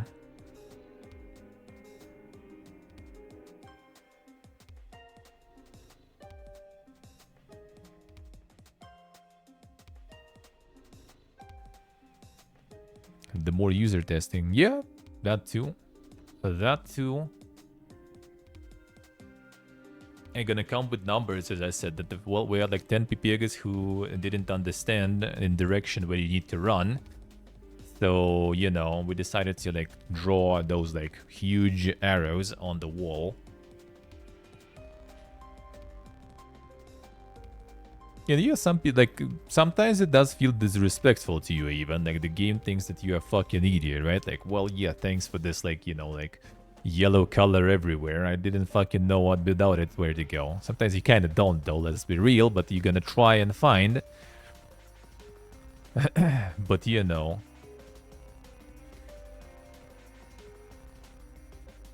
Now, I actually like noticed, for example, when I was playing grinding a bunch of Dying Light 2.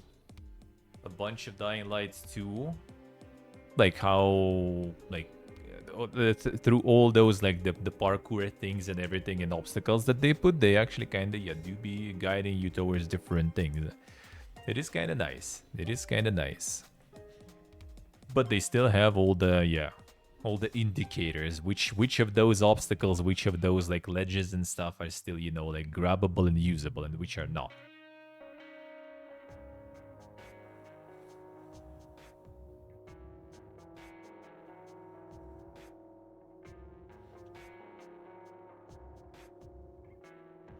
Painted ledges and stuff, yeah. Have a ledge with no paint in 2024. Well, I mean, that's the thing also. Like, you don't paint them, right? But, like, then, like, you need to have all of them being grabbable, for example, right? That's already not for every game, for example. Because then people are like, you know, well, there's no paint. I'm gonna grab this one. I fell. I grabbed this one. I fell. Like, well, shit. Fuck. Refund. You know, I got lost. Like, 30 seconds attention span gone. I'm swiping. Or you need to make them all grabbable, right? But then you make them all grabbable, they can like grab something else and, you know, they can grab these and just end up like in some like dead end or something. And again, you know, it's over. Time to swipe, dude.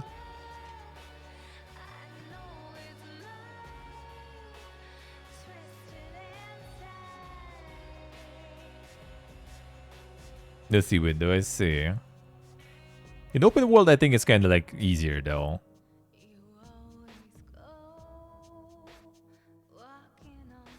Exactly, done exactly.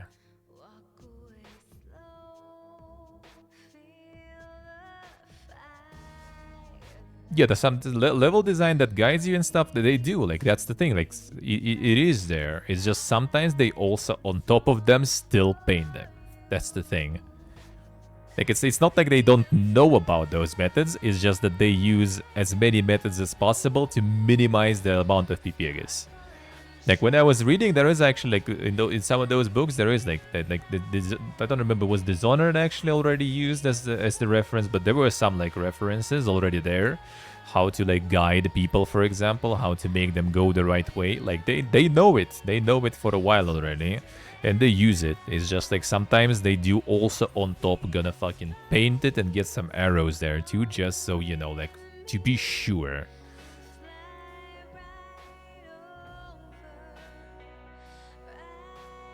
Yeah, exactly, Steve. Yeah. That's pretty much it. Like for you, for example, yeah, like not eating, you know, like this yellow thingy in Kinder Egg is understandable and normal. For someone, it's not.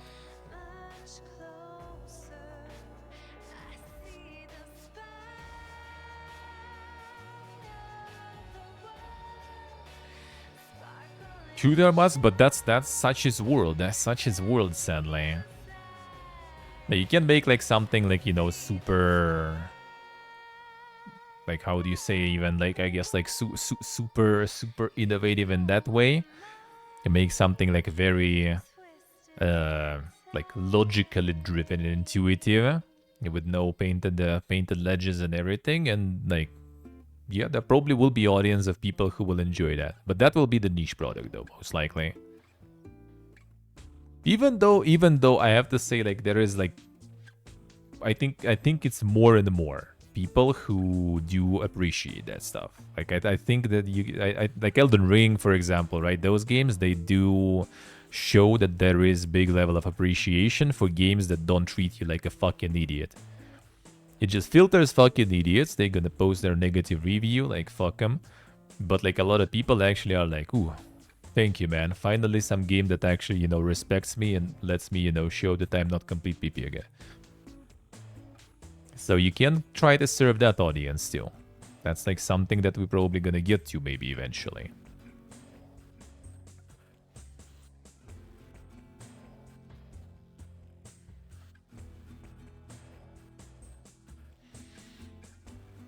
Tasty cake, but not sugar and fat in it, yeah.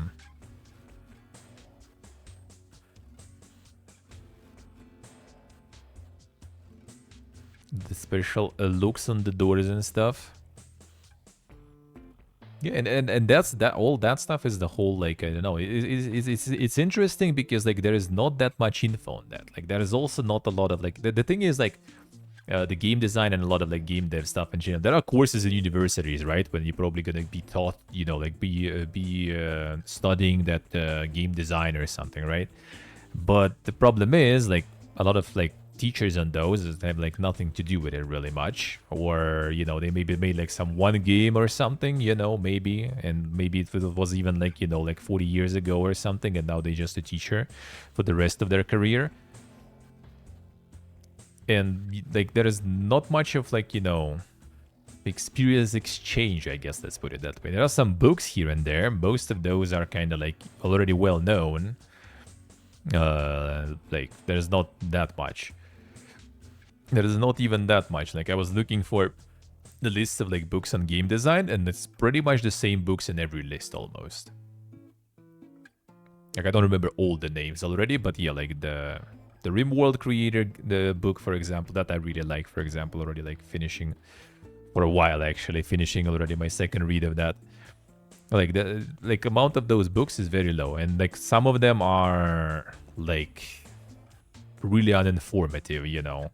They're more kind of like not trying to explain, you know, the like not trying to analyze and explain something. They're more kind of just like sort of a diary thing, like, you know, autobiography. Oh yeah, I was making like that game and we did it this way and this way just because of that, and you know, and that's it. Like so far, Tynan Sylvester's book is the best that I read. But yeah, there is not a lot of them. There is not a lot of books. There is not a lot of like, you know, kind of like academic, you know, research in this field. So like you might think it's kind of like obvious, but like there is like a guy who, for example, just like made a couple of games, and he's also like, you know, crunching for fucking 60 hours a week. He has no time to play video games for past like fucking 5 years because he's working in AAA company, right? Hasn't seen his family probably for 2 weeks already, like living at work. And yeah, they just didn't see maybe those amazing games, you know. They probably can't even. They just kind of like in this like small isolated bubble, just reinventing the wheel on their own. Sikuraku, let's see. Yeah, there's narrow specializations and stuff too, yeah. And then like later down the line they tried, well, you know, like we're already like growing the game so big, we need to add this, we need to add this, we need to add this, and they already kind of like don't even know how to do it.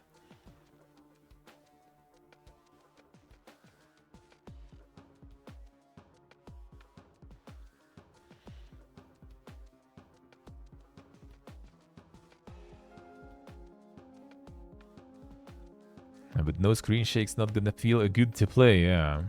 But yeah, the problem is like, yeah, there's no like the industry is early. Like there's no like proper, you know, way to kind of like there's gonna be another problem later, right? Though when the industry will become more kind of standardized and stuff, there's gonna be like more books and like more proper, you know, teachers and proper courses in universities. That's gonna like create another problem, right? Everyone's gonna be using the same kind of strats that, you know, by the book. That's a different problem.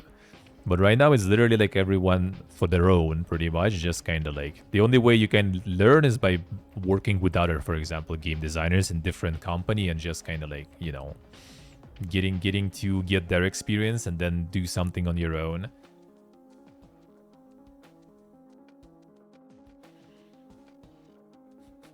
See each other, right?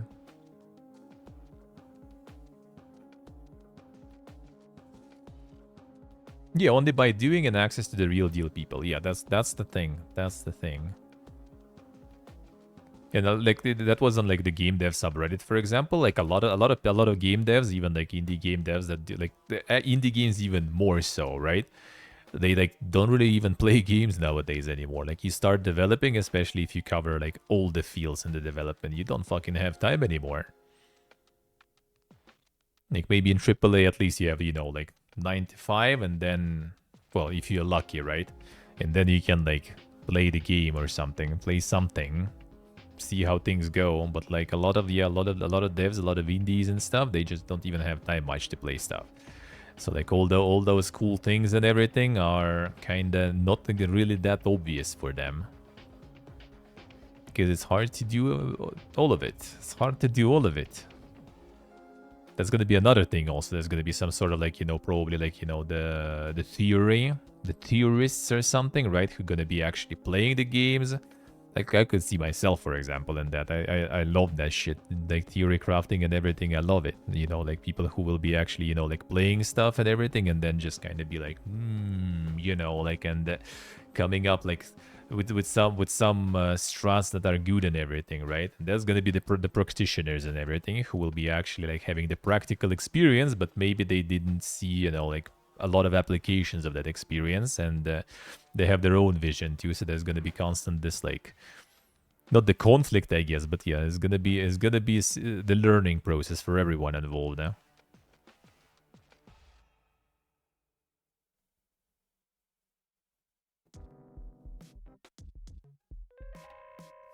Design courses sound like scams in most cases. I mean, bro, like I like there was like well, there is back home like some like, how do you call them even? I don't know, like the courses, I guess kind of like the companies basically that teach you a bunch of stuff. They usually have like a whole bunch of different lines, right? They have like cover a bunch of IT stuff, and game dev also got there, obviously, right? But yeah, I just like saw their odds as soon as, you know, like all the shit fest started, and I was also kind of like, bruh, what's gonna happen? You know, what to do with my life? You know, I need to like start looking into plans B's and C's and D's, you know, and everything. So I was looking also like, well, maybe I need to like look into, if things go bad, maybe I'll go, you know, into game dev, try to get the career there going. Maybe I should look into those courses. So I started checking, there were some. And then I started like looking into, you know, already like reviews about this stuff and like info on those who participated there. And then at some point I remember just like looking like some like jobs basically in like the game dev field. And I see just like the job openings for those courses, like the company that does that educational stuff, right? And they're literally like looking for like, you know, Unity, you know, teacher, or like Unity like course leader or something, someone who's gonna be like reading lectures to people pretty much who paid the money to learn Unity and stuff, and they're looking for like someone with like basic understanding and for like $500 salary or something at best. I think it was even more, even less. And then you start understanding what kind of courses they're gonna be, dude. And what you gonna learn there.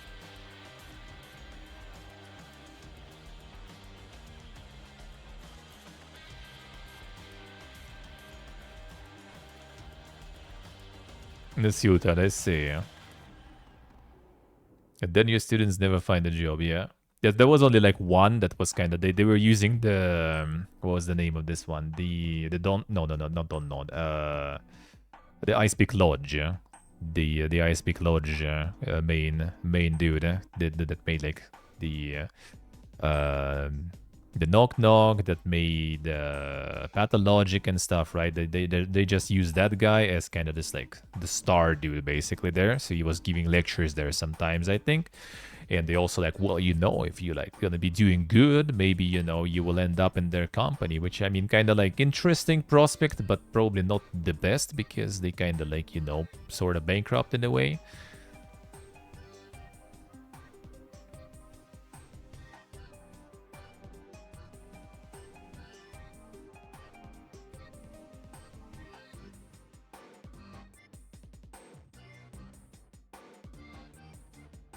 Yeah, gonna get the real deal to show up once in a while. Yeah, that's the tricky part. Like, it's not something you really learn, to be honest. It's not something you really learn, sadly, with game dev and everything. Yeah, you either do and try and do, or you just like work somewhere and learn there. And then again, it feels like it's gonna be such a, you know, like field and that is kind of like somewhat narrow that you're gonna most likely experience anyway. With some specific genre, specific game, you know, and yeah, even tutorials in different games are, you know, gonna be different for sure. Damn, WWE actually with very positive and stuff. Holy shit. Actually did a good one. Insane.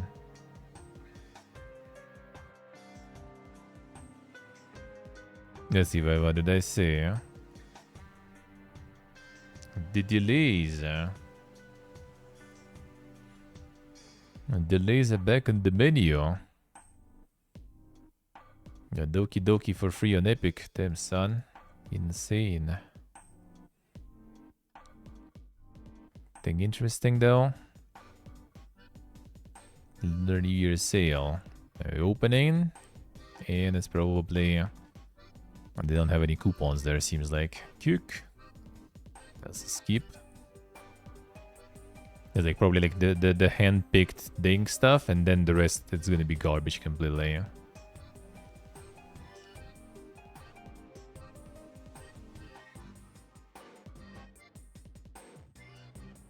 Oh yeah, Stalker. That reminded me. Good thing you reminded me.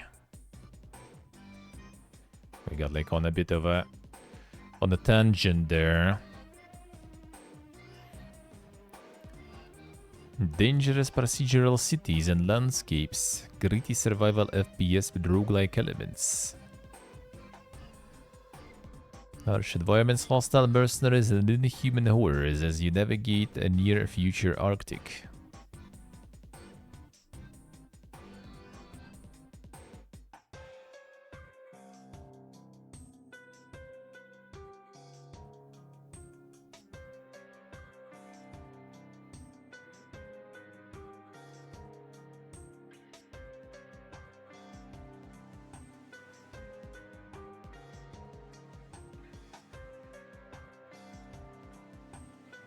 Let's see what I see. Oh, what is up, Sega? What is it? Not good in the current state, I see. Well, and that also reminded me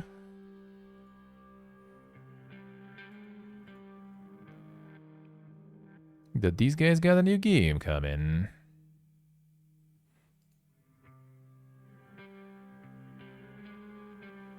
God, man, I see this the HP bar and everything, and it just gives me PTSD, dude, already.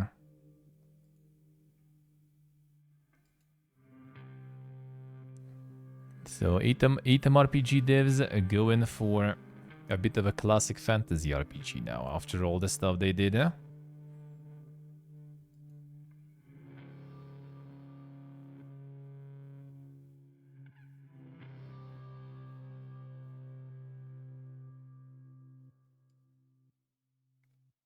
Sì, sì, sì.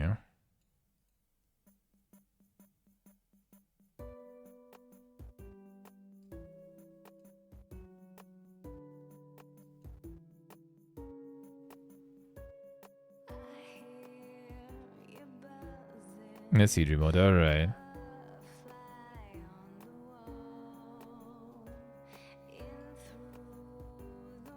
See, if you enjoyed the Etab RPG, and I sure did, there is gonna be something interesting to look forward to potentially. Can I like see that combat already? And well, I mean that's early screenshots and stuff. That all the interface probably gonna be redone. Hopefully. So yeah, that already on the wish list too even. So we'll see. So you're gonna be turn-based, real-time with pause, classless role-playing system. Each stat combination provides a unique gaming experience, distinctive dialogues, and novel ways to solve quests. Classics inspired yet modern user interface with large customization possibilities, vast non-linear world filled with unique NPCs and multi-solution quests that reward exploration. Always offering alternative approaches to satisfy any character build. Thousands of hours of exploration from quiet village hamlets to hidden temples of the ancients, horrid crypts, bizarre dungeons, and other worldly locales. We'll see. We'll see.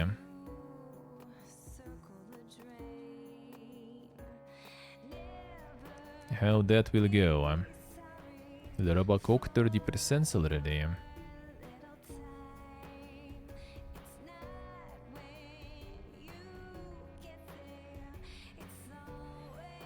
And this time they did a little better. A little better selection. But if you press the discount catalog now though, it's gonna be some Giga Gaming right there. Yeah, Mahjong Royal Towers. My favorite. My favorite. Choice Clash, what would you rather? Return of Red Riding Hood Enhanced Edition. What the fuck is this banner there, dude? Holy shit, man. The peak gaming, oh, you can see it though. It's fucking peak gaming right there, holy. Oof. It must be very innovative, dude.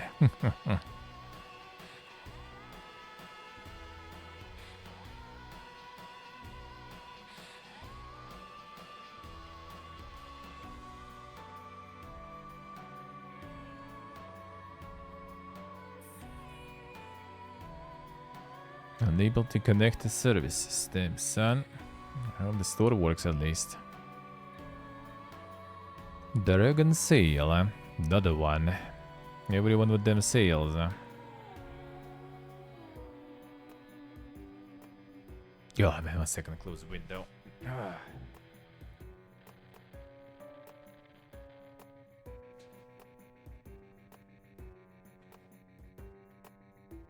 like I have a fucking stove right in my room or something, or the pipe from the stove. Holy shit. Everyone is like, using some like, I don't know, fucking tires or something, I guess, to heat their houses. Like, dude, come on. Smell, holy shit.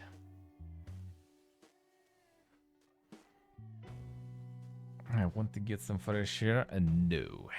It's too warm. I need to tell friends maybe we should, like, tone down a little bit on the heating. It's too warm already. Always cold, man. They always cold, eh? Force Unleashed, yeah, I did. First and second. First one was alright. First one was good. Second one was alright, I guess. I haven't played the third. There was a third one, I think, right?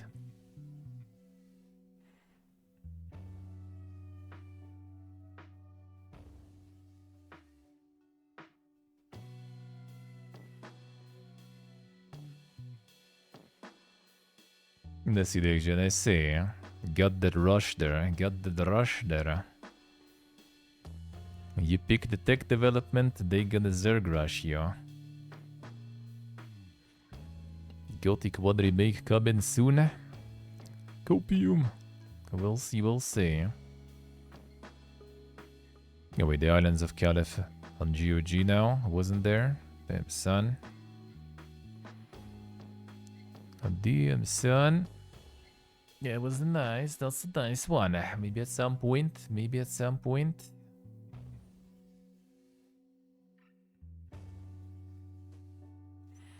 It would be nice. Oh, yeah, wait. Where's all the popular stuff and everything? They trying to reinvent the store page.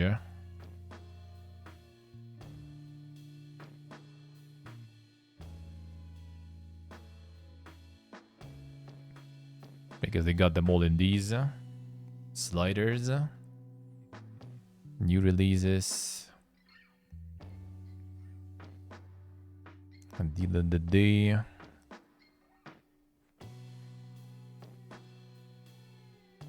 Then buy mutant. Still like $8. Holy shit. That was quite something.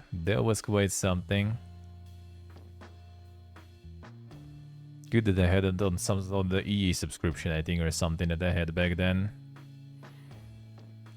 For that amount of money, that was kinda whatever.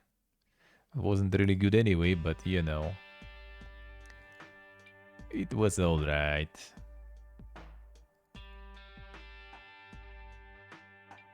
Oh, Scald, yeah, Scald I saw. Scald might be a little too dang though for me, we'll see. That might be a little too dang for me. The retro style, that might be a little too retro for me. Could be. Thing is, like when you go in like super retro and stuff, there is still actually so many actual retro games that I still need to play. Then you know, well, I'd rather play that. Still with some like Arcanum and everything waiting. But I mean, that might be good shit. That might be good shit though. We'll see. Alright, let's get them a news.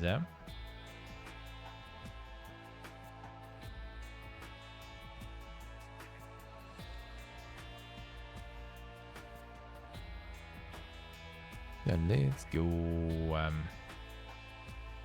scroll it up. Now that seemed like there wasn't that much going on. Start scrolling it, and there is not that small of an amount.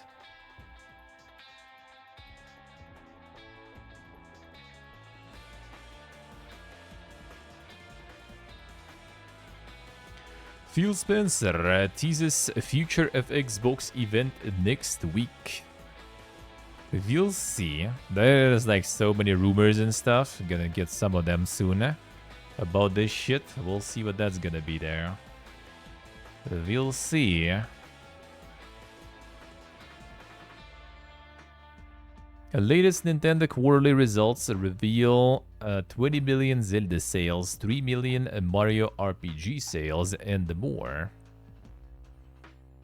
Yeah, Super Mario RPG 3.14 million copies. Super Mario Bros. Wonder sold at 11.96 million copies. Pikmin 4 3 million. Zelda 20 million. Yeah, see, like which like, you know, innovation and stuff, man. There we go. That's how you get million copies sold, not by your innovation there, brother. Come on.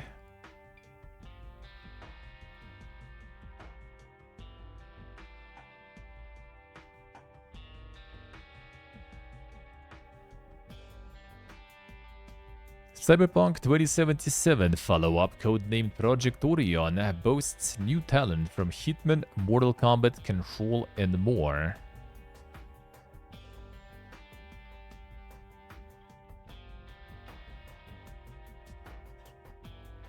That is true, Dermas. That is true. Some of those are. That is true. No, Zelda is actually, yeah, they kind of do stuff. I'll give them that for sure. And they still do be trying. And considering the limitations they have on the platform, that's impressive. So yeah, that was more of a meme, but still, they try sometimes. But they still do be farming, you know, the same franchises for decades, and still sells. Feels bud, stay feels bud.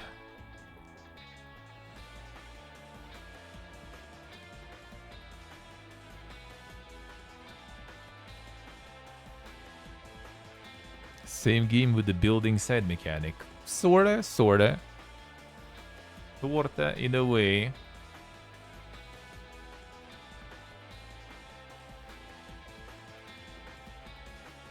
And so many people are into Mario, that's the thing. That's also kind of weird to be, but there it is. There it is. They still be farming every year, every time.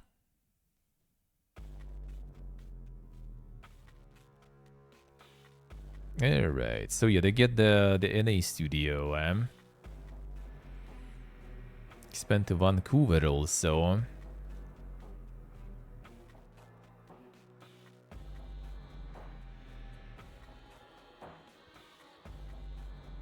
So what they did that? Okay, then Hernberg, now a Projectorian executive producer, was head of production at Amazon Games.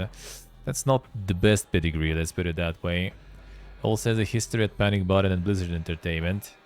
Rand Barnard was a game director at Massive Entertainment and Ubisoft. Perhaps most notably was the gameplay director at Hitman for developer IO Interactive.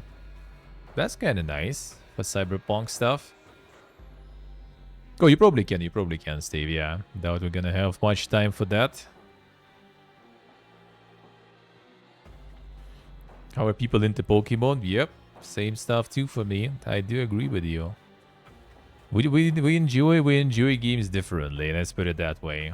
For some people, I guess, like having the same stuff every year is, you know, their sort of stability in life or something, I don't know. Maybe. Again, like, you know, some people like trying different new food in the restaurants, and some people just need their own trusty canteen nearby where they can go and get the meal that they know for years already.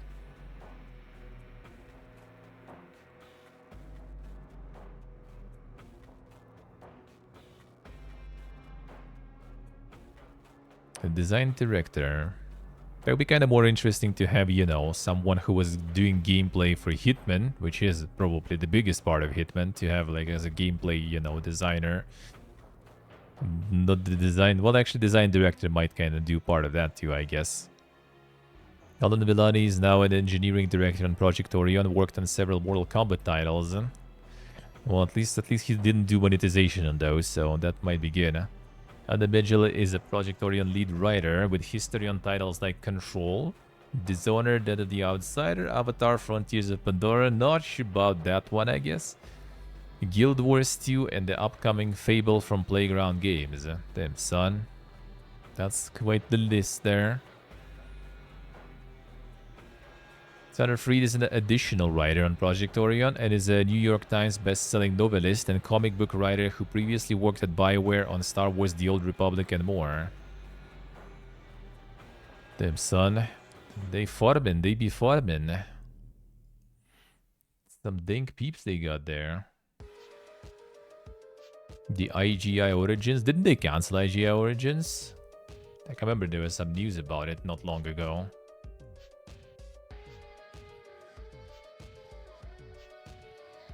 Didn't they kill it or something? And now still going, I guess.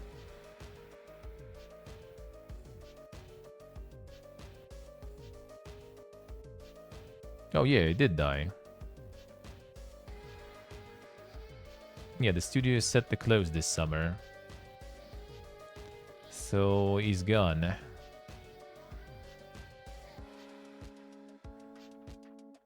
Studio was closed, unless someone else is doing it now, though. But that, I think, kinda did die. I played IGI.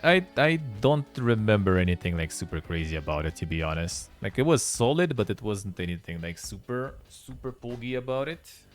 It was one of those kind of like nice old school shooters there. But yeah, I kind of don't really remember anything like super crazy about it. It was nice though. I played one, I think, like fully playthrough. But don't remember, that was a while ago.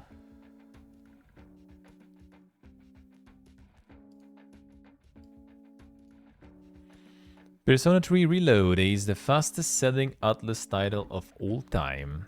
Damn, son. 1 million copies worldwide within its first week. Fastest selling game in Atlas history. Yeah, and there goes Pal World. The scales, man. The scales you start realizing sometimes.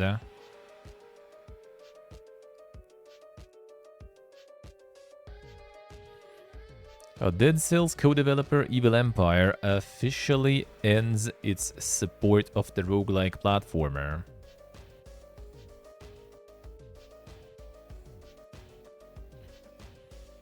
Feels bad, portable, feels bad. Well, I mean, maybe you need to look into it. Maybe it's gonna be still alive. Maybe it's just the studio. Because the old news, I just didn't like really look into it through. I just remember that we had it on stream before.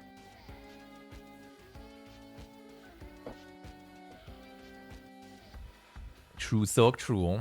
Well, that's the thing. I'm just like meaning the scale. Like, you know, I'm not saying that, you know, there's Pal World every day. I'm just saying that, you know, there's like big studio with a huge track record and everything, and million for them in a week is kind of like them pog the record.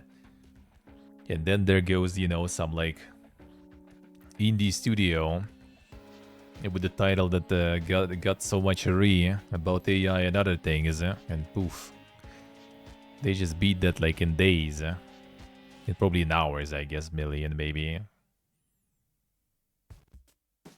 After 5 years of service, hanging up the Dead Cells code. Extremely proud of our work on countless updates and DLC, but now it's time for something shiny and new, maybe more than one thing. More on that very soon. There it is. I'm moving on with Dead Cells. That's nice, that's nice.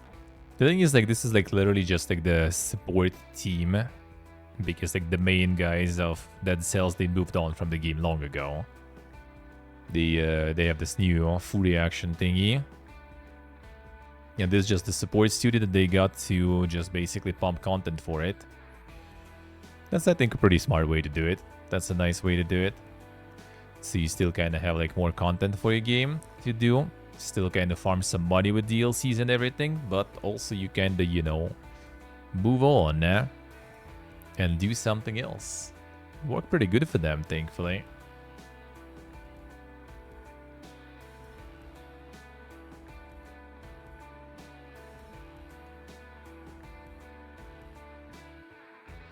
And this one of those.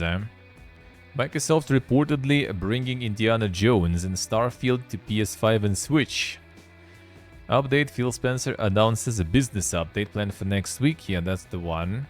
That was some of the rumors, but yeah. So there are rumors about that. I think there is also like, you know, the rumors about that being not true. Supporting and denying that, yeah.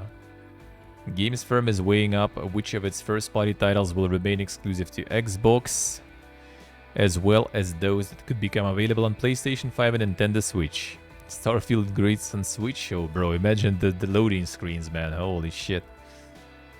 At least the portable mode will be nice. You can go to the bathroom and stuff easily while it's loading.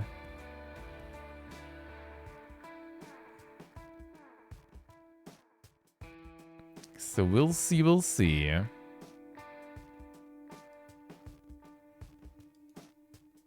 Starfield, definitely not Starfield. Yeah, we'll continue with that. That's all gonna keep going.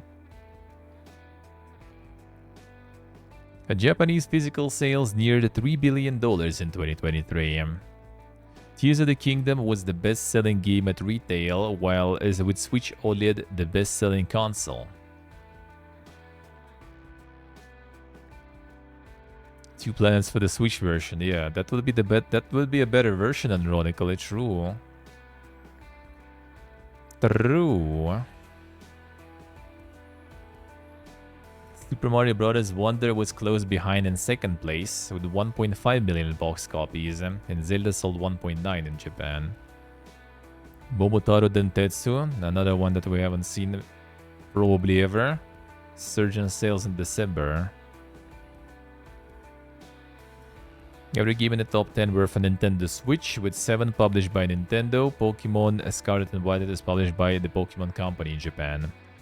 In terms of hardware, Nintendo Switch was once again the best-selling console in Japan, with Nintendo Switch OLED model being the most popular with 2.8 million units sold.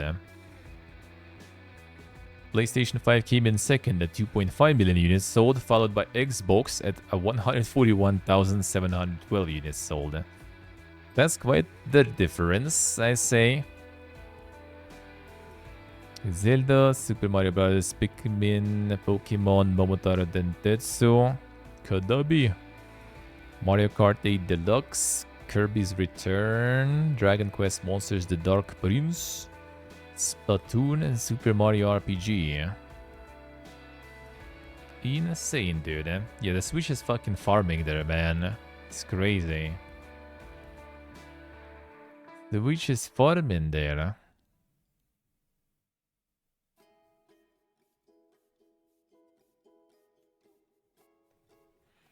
Sees the USA. Feels bad, man. Feels bad. And that was a nice too, though. Square Enix sales almost flat through first 9 months of the fiscal year. Publisher's HD Games segment saw a 15% revenue increase as it launched multiple titles during the period. Damn son, multiple titles, 15% increase.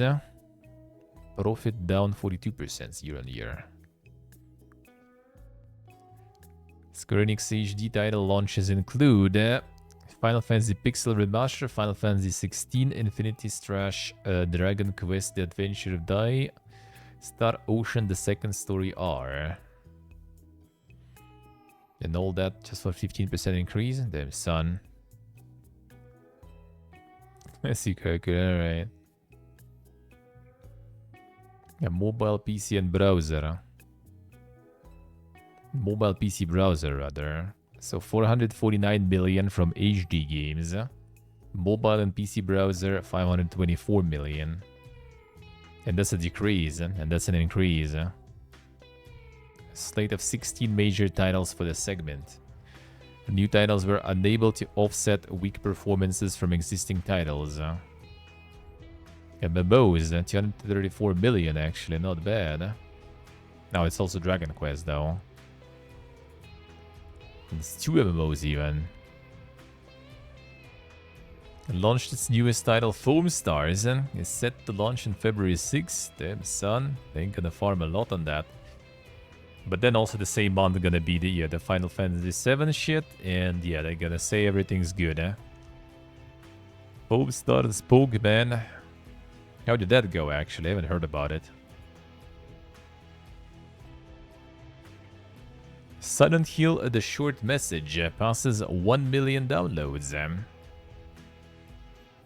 Not bad, even though I mean for free one, I guess. Not bad. Didn't actually sell that much, or did it? Did it?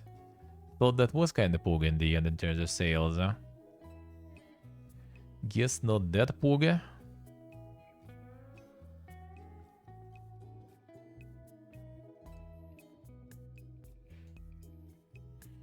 IGN workers unionizing. IGN Creator Guild announces 87% of eligible editorial and creative employees at games media outlet have already signed union cards. Feels good, man. Sure, Mr. Should you pachinko machine or something? I still kind of don't exactly know what it is, but yeah, was it roguelike in the end, or was it just the full-blown actually like story-centered thing? But yeah, that one apparently is really good actually.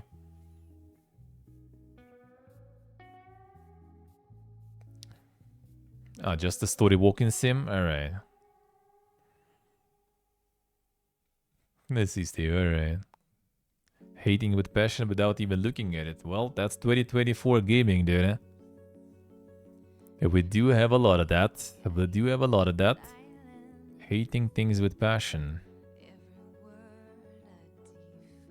A group of more than 80 IGN employees headed for unionization.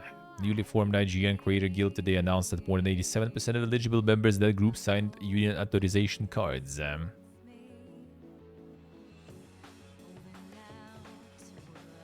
That is good.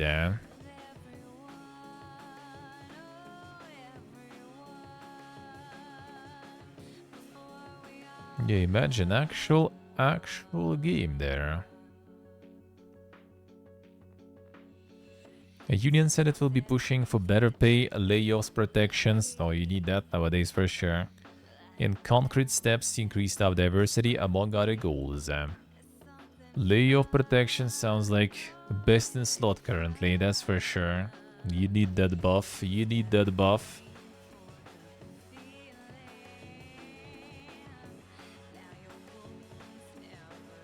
People actually working at IGN? Well, seems like kinda 100 something, I guess, by the looks of it. Since it was 87% and around 80 people.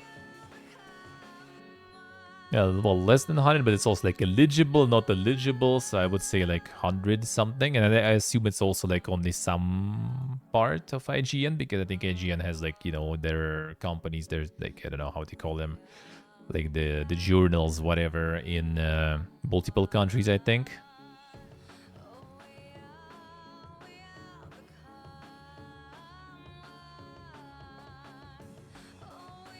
Stop a private company from firing you if you are redundant. I mean, they're like, it's not stopping from completely firing. It's more kind of, you know, so they provide the proper compensation and everything. It's the same stuff as, like, for example, why THQ and Embracer, whatever, didn't close Piranha Bytes, right? Because it's literally just with the laws protecting workers, it's just like easier for them to try to sell it to someone than try to close it, because it's just way too much headache and it's way too complicated for them. So yeah, that's pretty much how it goes.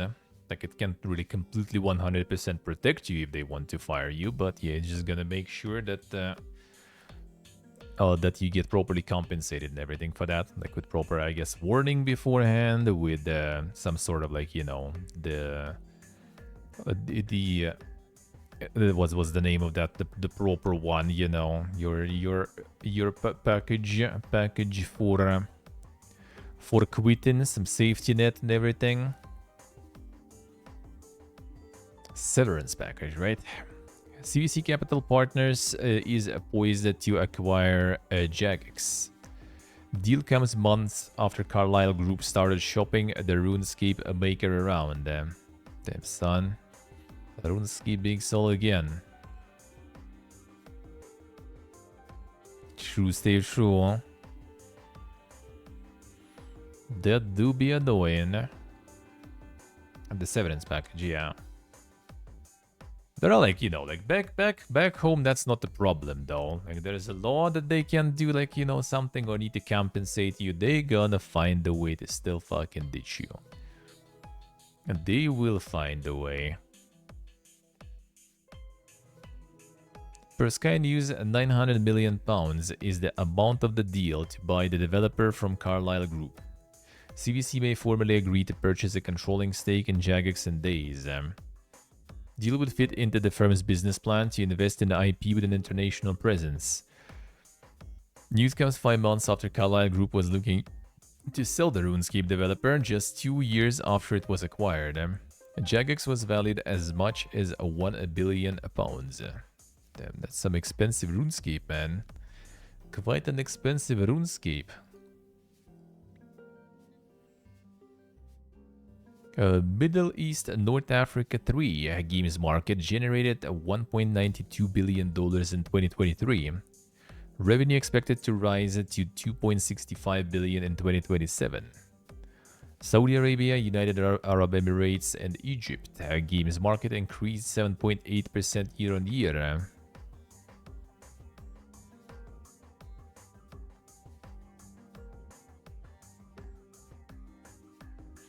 Have a single toggle there. Insane. Saudi Arabia generated more than half of the region's revenue, followed by United Arab Emirates and Egypt. Reports said this growth was fueled by increased public and private investment, high disposable income in the region. High disposable income in Egypt, dude? Well, I mean, that's one way to put it. A rising demand from its young population. 16.4 million gamers in the region during 2023, which is up by 2.9% year on year and is expected to rise to 79.6 million in 2027. Over half of players were from Egypt, though. Yeah, they do have a lot of people, and it's probably like mostly mobile. We'll see, I guess. But yeah, I think the disposable income is yeah kind of a bit of an issue there. That's somewhere I wouldn't mind to go, and maybe I would even already. But they have really bad home internet though. You have the traffic cap even at home. That's ridiculous, man. For streaming, that would be pain, giga pain. Report found that 71.5% of players a region participate in esports, which was boosted by government support. Damn, son. 3-wheelers carrying, yeah. 87.2% of gamers use smartphones to play games in region, with the highest average hours played each week at 8.7 hours. Damn gamers, man. 120 million Arabic speakers globally. The 5th most spoken language in the world.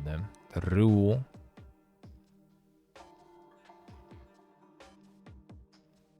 Total gamers, yeah, 58.5% even. Engagement in esports. Yeah, see. Yeah, see. Time to get that localization done. Get that Arabic going. Pronto. Do it.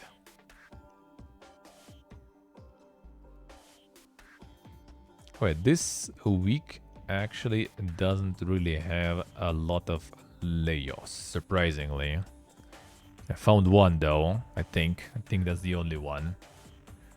Visual Concepts Austin reportedly hit with a layoffs. 2K Game Studio has allegedly let go a group of very talented developers, according to former employee. The 2K again, dude, eh? Had a great time over the past couple of years working with some of the finest game devs in the industry. Over the past 23 years of making game art, I have seen some downturns, but nothing like this. Laid off along with several other amazing colleagues. Nulton surviving another week without getting fired, yeah.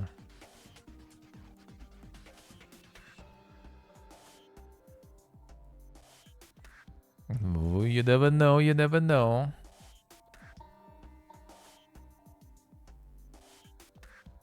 You never know. Because they're the second round of layoffs, then. 2K, boy. Games team had previously worked on NBA, developed the web game Pack Rat. Firing people from the NBA division. Well, NBA is farming like mostly negative or something pretty much every release already for a couple of years, so I guess.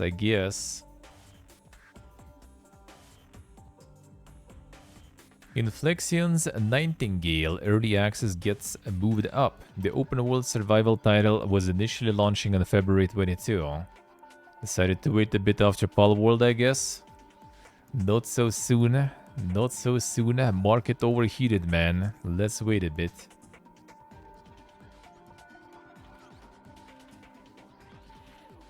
Paradox Interactive sees its full-year revenue grow by 34%.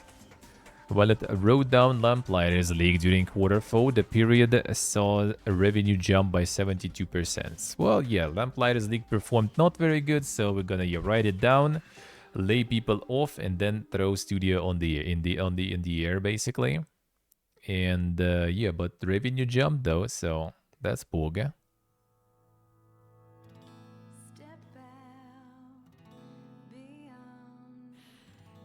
Boy be dick boy be. They keep getting away with that, yeah. A year during which we reach many milestones, set a new revenue record in the full year, and in the quarter we have stably more than 6 million players, and we end the year with a very strong financial position. At the same time, we are unable to relax. Earnings before income tax is at a level we are not happy with after large write-down In the quarters, game releases have not held the quality we want. Certainly potential to reach even higher. Paradox's revenue growth for its fourth quarter was attributed to titles such as City Skyline 2, Crusader Kings 3, Hearts of Iron 4, Lamplighters League, and Stellaris. However, due to poor sale performance, the quarter saw Paradox write down Lamplighters League, and decision cost the game's firm at $24 million, a hit and layoffs at the developer. Yeah, and developer is already away again, being indie and stuff. That's like the problem of like, you know, mostly working on like licensed games and stuff, because like Hairbrain Schemes is good, right? Like the what did they do? The Shadowrun trilogy is super good. Like second and third one especially second, they're super good. Battletech was nice. What else was there? Those are kind of the main ones, I think. Even Lamplighters League is not bad though. But the thing is, yeah, they kind of like Shadowrun license, not their license. Battletech license, not their license too. Lamplighters League, well, I guess Paradox sort of owns it because they were paying for it. So now when they are like, you know, out in the air again, like what do you even have then? Like pretty much all the franchises are not yours. You only have like name that probably not even a lot of people know, to be honest. Like people might know the brand, the games you made, but the name who you are, they might not really know. And yeah, no brands, nothing behind. Yeah, exactly. That's basically kind of like, yeah, it's either like you make, you know, you make your own business or you work for someone. You work for someone, then you basically kind of like only have this like set of skills. But like that's a company, right? Set of skills for the company is not the set of skills for the one person. So what you gonna do?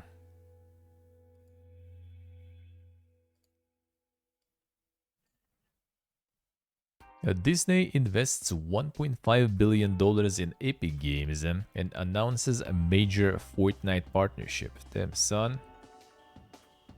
New Kingdom Hearts and Fortnite. There you go, dude. Creating a new Disney universe. Insane. Team Sweeney again controlling shareholder of Epic and will continue to maintain control of the board following the close of this transaction. Open, persistent, social universe. Will be a games experience, but also offer ability for fans to watch, shop, and engage with content, characters, and stories from across Disney's portfolio, including Pixar, Star Wars, Marvel, and Avatar brands. Exciting new relationship with Epic Games will bring together Disney's beloved brands and franchises with the hugely popular Fortnite and a transformational new games and entertainment universe. Marks Disney's biggest entry ever into the world of games and offers significant opportunities for growth and expansion. So how about that, like Knights of the Old Republic, dude? That's gonna be a mop in Fortnite. There you go, dude. Can't wait for fans to experience the Disney stories and the worlds they love in groundbreaking new ways. Will enable us to bring together an incredible collection of stories and experiences from across the company for a broad audience in ways we have only dreamed of before. Epic Games' industry-leading technology and Fortnite's open ecosystem will help us reach consumers where they are so they can engage with Disney in the ways that are most relevant to them. Will help us reach consumers. Not even like fans or anything already anymore. It's consumers, dude. Disney and Epic Games have worked together on numerous projects in the past, including branded partnership within Fortnite. Disney has also utilized Epic's Unreal Engine to create content in its games, films, and theme parks. Insane.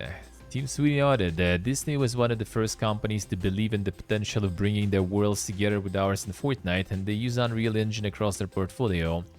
Now we're collaborating on something entirely new to build a persistent, open, and interoperable ecosystem that will bring together the Disney and Fortnite communities. Insane. Prepare for your favorite franchises to do some interesting moves.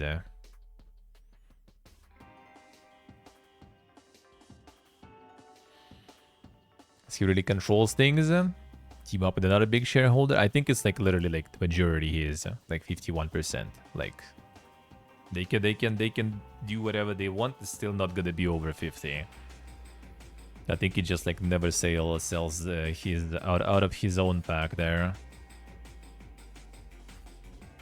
EA Sports FC and The Last of Us Part 2 impress in tough January UK monthly charts. Video game software and hardware sales fall year on year. Well, I mean, after the holidays and stuff, probably people chilling already. FIFA, Last of Us, Call of Duty, Hogwarts Legacy, GTA 5, GTA Online, Taken 8, Red Dead Redemption, Super Mario and Spider-Man. Digital and physical. Yeah, Nintendo not providing digital though. They still be farming. Oh, okay, there was more layoffs. Alright, I forgot. Sorry. A little more. Hidden Path lays off 44. Developer shelves RPG it had been working on after funding falls through. Over 6 months, our team at Hidden Path Entertainment been in numerous active discussions to find replacement funding for an exciting RPG project. In the face of challenging environment, we now have no choice but to pause development on that project and reduce the company size until we have an opportunity to return it. No, I haven't, Dermask, I haven't. That sounds familiar. I'll check. RPG project appears to have been a Dungeons and Dragons game that Hidden Path had been working on with Wizards of the Coast. Game was reportedly cancelled by Wizards of the Coast in January last year, but Hidden Path insisted at the time the game was still in the works. Remains the featured title on the games section of Hidden Path's website. Even like the big franchises and stuff not making it. Come on.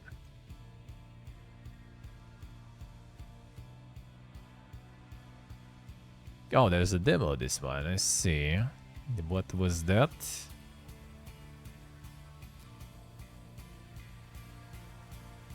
Diner on a desert planet. Exotic ingredients create a menu for your intergalactic guests. Expedition to other worlds in search of loot. That looks kinda interesting. This looks kinda interesting.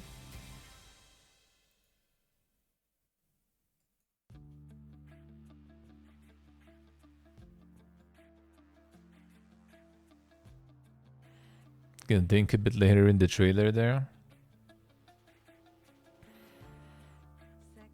Get some insane dankness going. Menu for all tastes.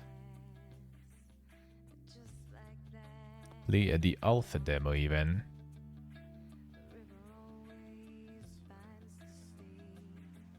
Gonna baby check it. Navigate intergalactic politics. Deal with powerful factions.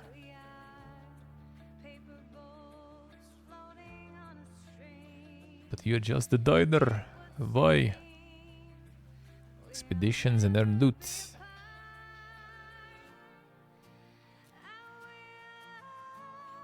That expeditions feature also like they're getting like in many places nowadays. Fate of the Galaxy and then with your diner.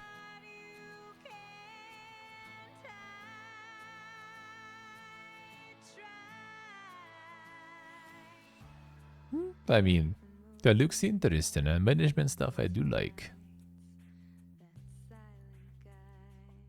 So we're gonna get the Star Tracker out. I think Deathbound with Gatekeeper can wait for Tuesday. Homeworld I gonna do tomorrow. Bjork Warchief, we'll see. The rest I kinda did. I mean, sure, fine, why not?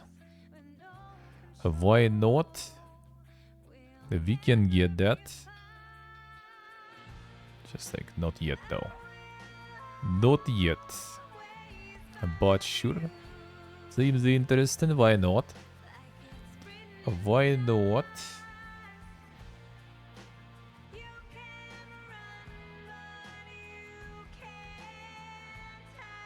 From Software owner acquires Octopath Traveler developer. Japanese media conglomerate Kadokawa says acquisition will strengthen its ability to create IP in games. Them Dark Souls RPG coming. 2.5D. Let's go. Or the Elden Ring RPG.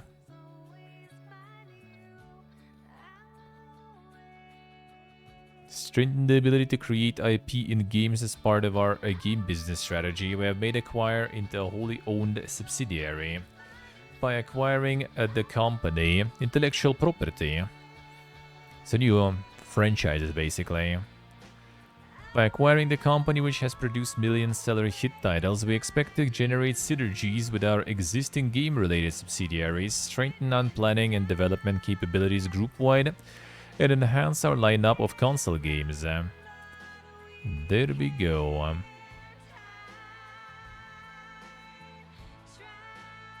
Acquire is a really confusing name for a company in that market, yeah, especially when you get acquired in the end too. They were publishing the cards, whatever that I played.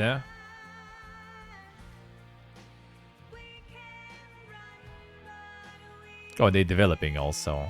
So yeah, this is a Souls-like of deck builders potentially now. Yeah, no. But yeah, that was kinda... not sure.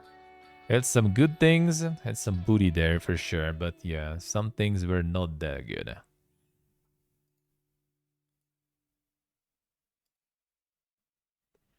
Some things were not that good.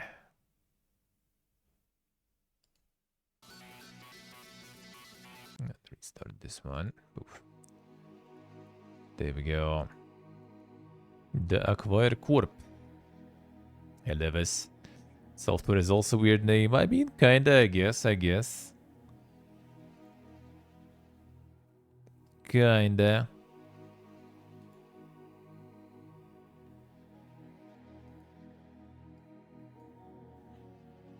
Take-Two argues that virtual currencies are fictions in bid to dismiss lawsuit. VC is not plaintiff's property, lawyer said in the motion to dismiss. Damn, son. Hitting back at accusations of unlawful business practices related to virtual currencies being non-transferable or refundable once game servers are switched off. As GameFile reported, the firm argued that the virtual currency does not belong to the player in the first place. See, if you had NFTs there, you would own that currency, man. See? That already, that already probably happened somewhere there. VC is not plaintiff's property. Instead, in-game VC fictions created by game publishers are subject to the publisher's terms of service and user agreements. See, yeah, if that would be an NFT, man, you would own that shit. That would be actually your property. But fictions means, well, they're not real. Just like waifus. In the Western Raven quest, yeah. They are all fictions.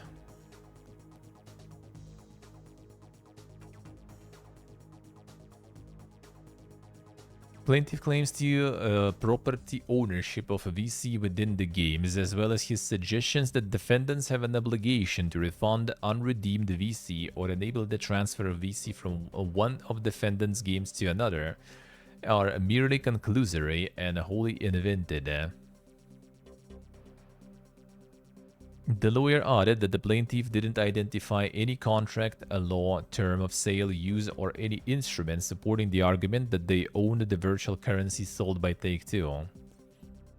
Motion to dismiss also pointed to Take-Two's license agreement, which states that the company has the right to manage, regulate, control, modify, suspend, and/or eliminate its virtual currency as it sees fit, unless prohibited by applicable law. All purchases of virtual currency and virtual goods are final, and under no circumstances will such purchases be refundable, transferable, or exchangeable.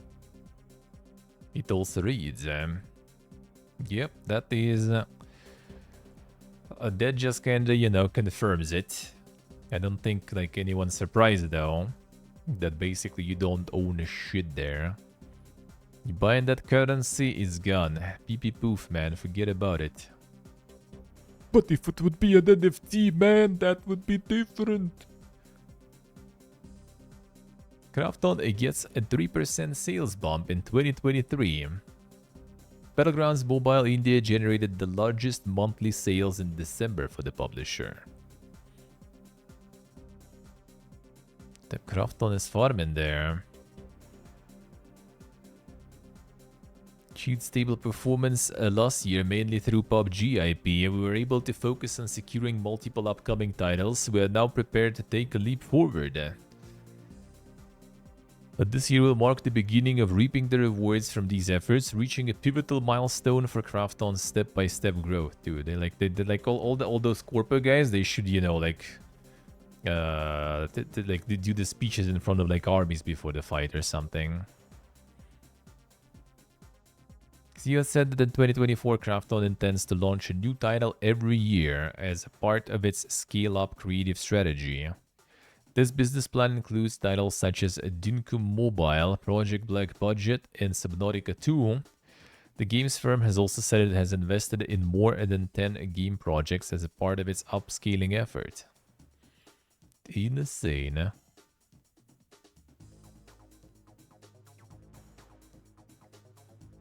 Should I see? Kinda doubt it though. I'm pretty sure like all their like terms of services and stuff, they already have all this shit probably there. They probably already do. Don't think they're that dumb, eh? Q3 bookings boost makes Ubisoft confident of record year. Publisher expects Prince of Persia and Skull and Bones to deliver a sharp increase in bookings in Q4. We'll see about that. We'll see. I don't think the Prince of Persia went like that crazy. It was a good game though, but I don't think it was like, you know, the super hit there or anything. Revenue down, bookings up, digital net bookings down, back catalog net bookings up.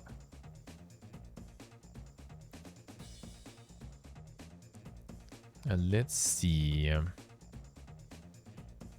Both high quality new releases and the strength of its back catalog. Alright. Sharply rise, leading to record annual net bookings. Confidence boosted by the initial performance and praise for Prince of Persia. Next week's long-awaited release of Skull and Bones, as well as limited contribution from free-to-play multiplayer shooter X Defiant. That I think is still not out. Follow-up sales from previous quarter releases and strong back catalog sales. Looking at the most recent quarter's launches, Assassin's Creed Mirage and Avatar Frontiers of Pandora were cited as key releases, with Ubisoft execs saying the Assassin's Creed franchise outperformed this quarter thanks to the halo effect of Mirage's launch. Older titles also continued to deliver, with September's Crew Motorfest continuing to outperform the Crew 2 on acquisition, activity monetization, and net bookings since launch. Meanwhile, publisher reported a sharp increase in net bookings and playtime growth, with hours played up nearly 60% year-on-year for Rainbow Six Siege. This was described as another remarkable performance in the face of increasing competition in the live service first-person shooter space. I like how they didn't actually like, give any numbers on like Avatar stuff. It was like, yeah, success of Assassin's Creed and Avatar. And yeah, Assassin's Creed was amazing. And like Avatar, nothing. Silence.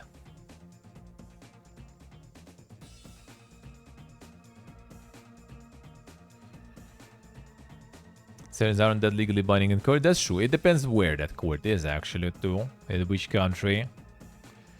Division not mentioned, the whole game isn't real, yeah. True.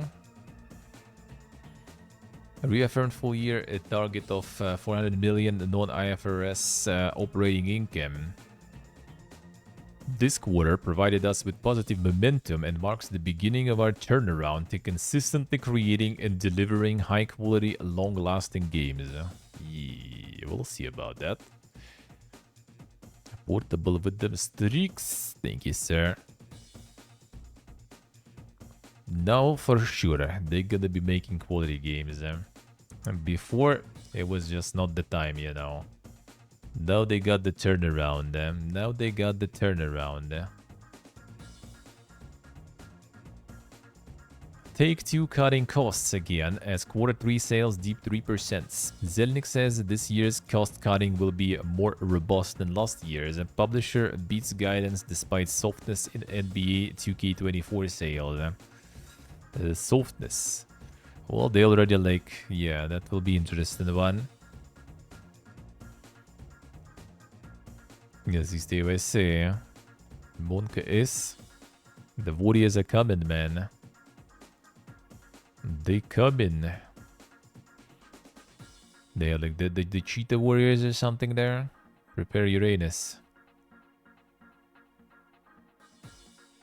NBA 2K24 now sold in 7 million units, compared to about 8 million for NBA 2K23 at this point in its lifespan.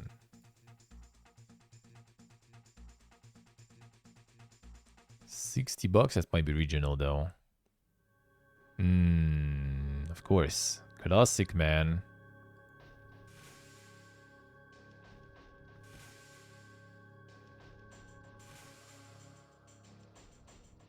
This already mixed, dude. Not mostly negative, alright. Got better. It got better. That's the guys who got the layoffs now. That's the guys who got the layoffs earlier that they were read about. So they're already getting punished for that amazing performance there, it looks like. Looks like a GTA 5 hit 195 million units sold into retailers, with the largest ever increase in the new GTA Online accounts driven by the game's holiday Chop Shop update. Red Dead Redemption 2 has now hit 61 million units shipped, and Zelnick was particularly upbeat about the company's mobile performance and the quarter's debuts from Zynga and Top Troops and Match Factory. Given how much has been made about the difficulty of launching new games in mobile in recent years, we ask Zelnick if that trend is letting up. Do you think it's been changing of late? Outside of our business, 2023 a new release Monopoly Go is a very significant hit. And inside our company, we have two significant hits. Match Factory, which is doing really well, and Top Troops, which is doing extraordinarily well also. And then we have some other titles in market bubbling up that are looking super promising.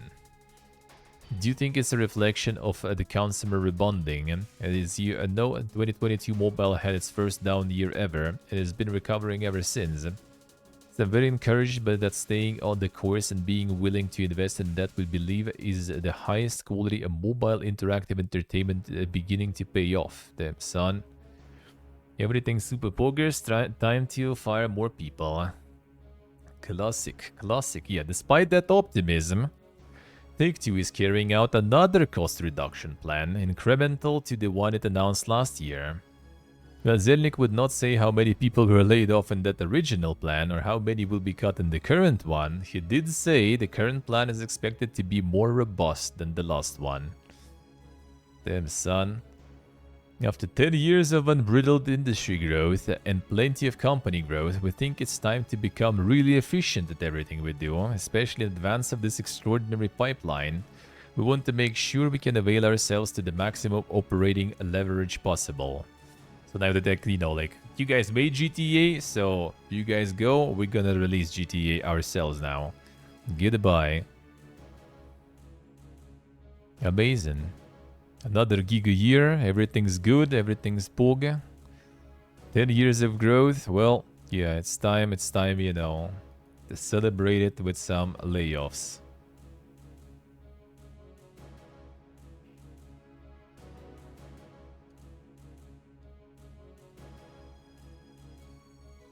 Humble Bundle raised $14 million for charity in 2023. Company's 2023 social impact report highlights that it has raised over $250 million for charitable causes since 2010. That's nice. Now that's some good news. Feels good. Feels good.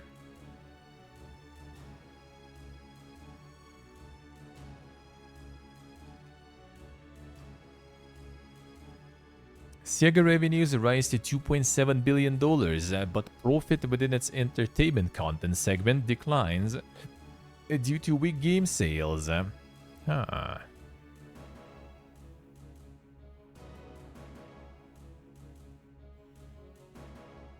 Sega Sammy attributed its boost in overall sales and profit to its Apache slot and pachinko machines business. Net sales were up 130%, son, in that segment, while ordinary income increased by 521%. Damn, there's pachinko for you, man. In the entertainment content segment, which includes video games, net sales were up 4.2%, 1.4 billion, which Sega Sammy attributed to its acquisition of Arovio last August. However, profit decreased by 52% as a result of weak game sales. This is despite new titles releasing over the course of 9 months ending December 2023, including Sonic Superstars, Like a Dragon Gaiden, The Man Who Raised His Name, and Persona 5 Tactica. As a result, Sega has revised its forecast for the entertainment content segment. Net sales were forecast to be 2.1 billion and are now 2 billion. Damn, the whole 100 mil. The whole 100 mil there, huh? The consumer division of entertainment contents. Oh, wait. Oh, there. Net sales were $991 million there. Operating income came to 93 million. And the food gear feels good. Chicken with some pasta. I should go and get more sauce. My friend puts this like spicy sauce a little, you know, like very sparingly for his own tastes. But it's not that much for me. See, maybe they're still nice though.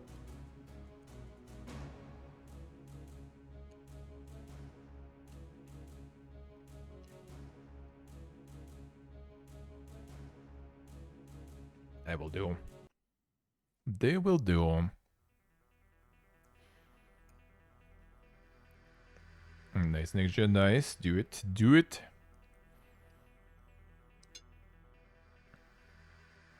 Do it.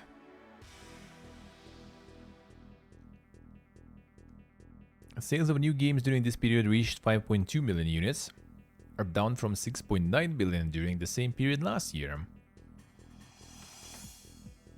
Catalog titles sold at 13.8 million, with full game sales totaling 19.1 million. Looking ahead, Sega Sammy revised its forecast for the fiscal year. Games firm previously expected net sales of 3.1 billion, which has been revised to 3 billion.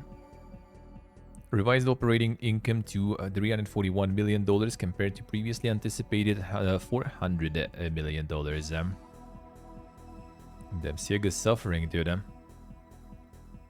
Not making them giga profits anymore.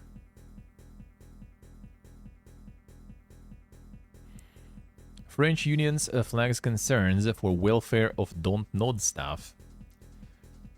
Update: Dontnod has issued a response to STJV allegation that the studio is unable to handle the number of projects it is working on. Damn, son.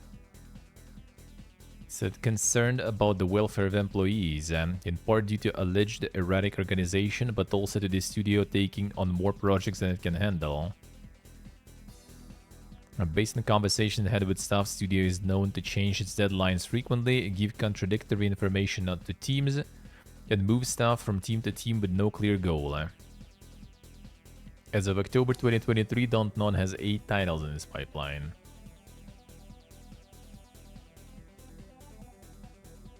Now, what did they say? Dontnod issued a statement. The allegations of staff being regularly mistreated do not align with our company values and culture. We prioritize creating a supportive and inclusive work environment where every individual is treated with respect and dignity and can work on 8 projects also, I guess. We want to emphasize that these allegations are taken seriously internally. We maintain continuous dialogue with our employee representatives and open channels of communications to address any concerns expressed by our team members. We remain committed to upholding a supportive an inclusive work environment for all. We understand the importance of transparency and accountability, and we are committed to addressing any issues raised constructively. How about the issue of like having too much work, you know? How about that? How about addressing that? Now let's go. Is it time for the PPG Fiesta? Starfield is coming to PlayStation 5, it's claimed. That it is. Following the Shattered Space expansion release on Xbox, which is scheduled later this year. Alright, Hi-Fi Rush Sea of Thieves will also be coming to rival platforms soon, with the announcement that Hi-Fi Rush could release as soon as Q1 of this year.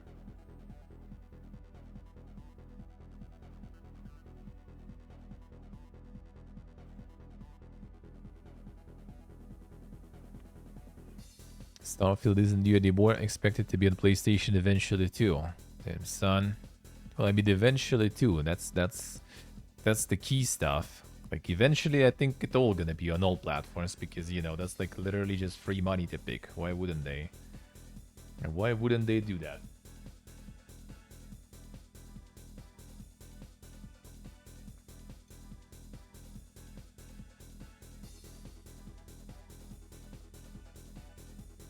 Why wouldn't they grab the free money there?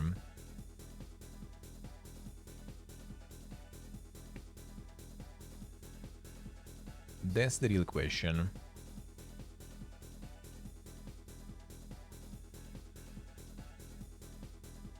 Xbox claims Surface Online, pointing to a bleak landscape. Recently, news hit the airwaves that Starfield and Indiana Jones may be headed to PlayStation 5 in the not-so-distant future, the headlines being met with a mix of reactions. For some, it's an inevitable move. Think so. For others, it's a signal that's set to herald the end of Xbox as we know it. Shortly after the news dropped, the topic was discussed at length on the Gamers Council podcast, and several claims were made that point to a rather morbid outlook for the Xbox ecosystem. Damn son.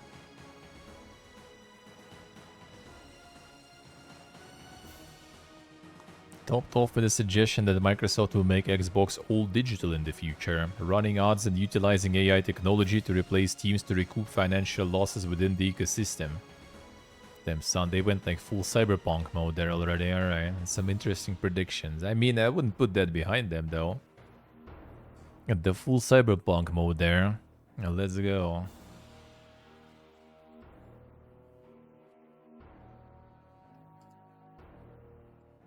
Yeah, in the meantime, Nexon's revenue grew by 20% in 2023. Publisher attributed record-breaking revenue in part to the releases of Dave the Diver and The Finals. Damn son. Indie game carrying the corpus. How is that possible? How is that possible?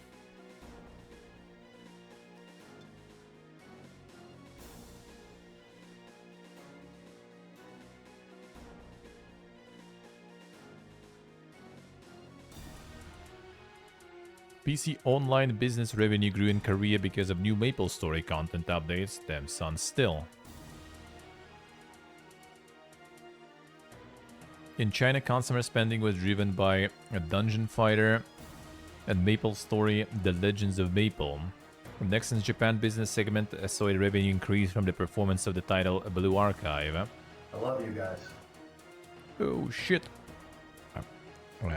Thank you, sir. Thank you. Welcome back to the dungeon. Thank you, Karakul. Thank you, man. Appreciate it a lot. Thank you, sir. Feels good. 30 years. Report notes that revenue increased year on year for North America and Europe due to releases of Dave the Diver by Mint Rocket and Embark Studios The Finals. Insane. Nexon also addressed sanctions Korean Fair Trade Commission imposed on it last month for unfair trade practices in MapleStory, saying it had negatively impacted the game's community. To create a more enjoyable experience in MapleStory, Nexon discontinued the sales of a major probability-based item and transitioned to a business model that offers the same experience paid for in-game currency rather than a cash transaction. So they actually made something good. Insane. That sounds like a good outcome. Alright.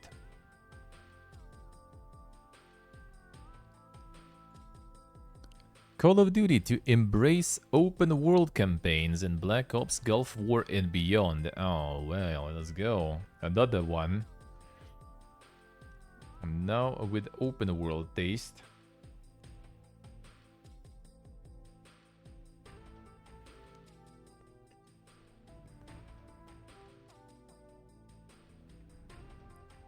Open world everywhere.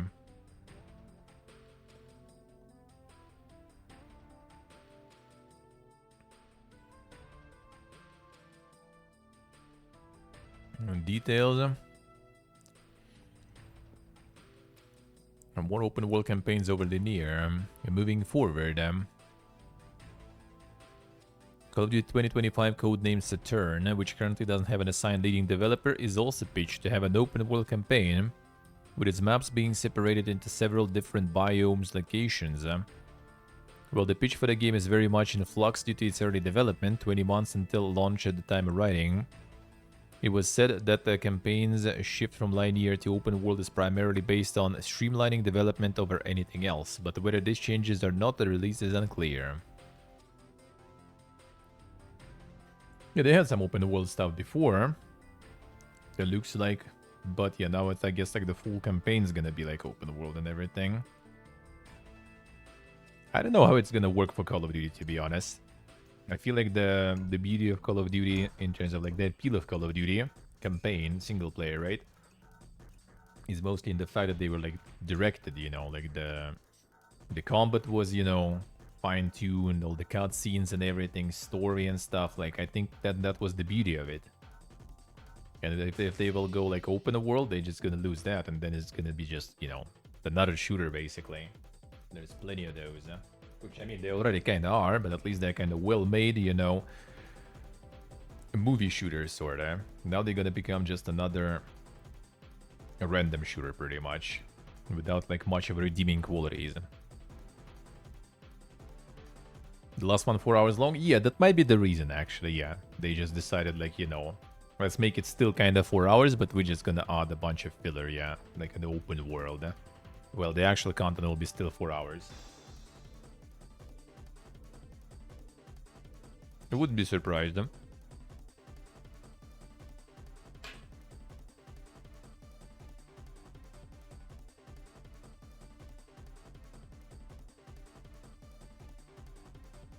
There's a new Fallout game available to pre-order. Damn, son. A whole new tabletop title that's due to be released later this year. Following in the successful footsteps of Wasteland Warfare 2017, Fallout Factions will attempt to bring players unfamiliar with tabletop games into the light of the genre, boasting an accessible rule set and a fresh take on a role-based combat that allow even the most unsuspecting hero to take on the most fearsome mutants. Damn, son. Another one. I kind of wanted to get the Fallout one, but yeah, it's like, yeah, it'll set you back $100 for the starter pack, dude. It's crazy. Fucking tabletops are ridiculously expensive, dude. I wanted to buy one, but yeah, the price said no. The price basically said no. Well, good thing I didn't, because I wouldn't carry it with me anyway.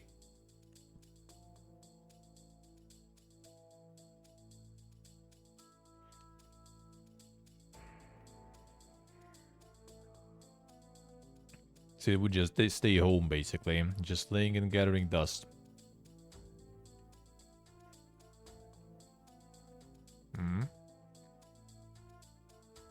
Your favorite news there. Elden Ring mobile version and development report claims. There it is.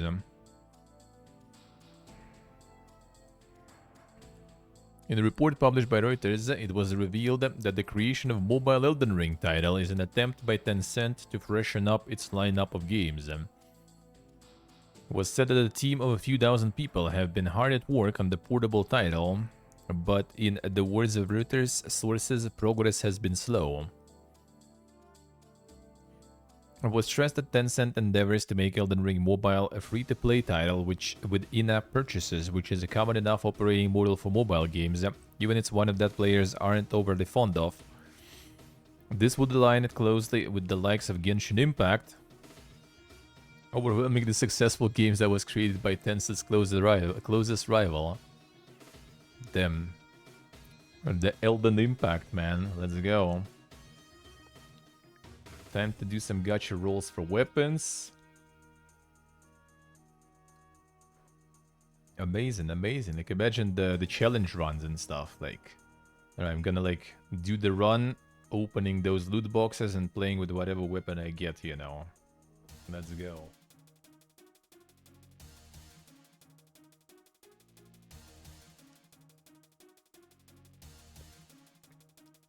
Action is coming.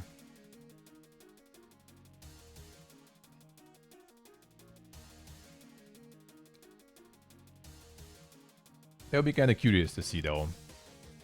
Because I think, like, From kind of got, like, this, like, you know, the reputation of being, like, those, like, saints, you know. Still, like, you know, making good games, not selling out and stuff. And that would be an interesting one if that happens. Like, how monetized it will be and everything. In the end, none of us are saints, man. And they also gonna, even the Miyazaki himself will have a price probably.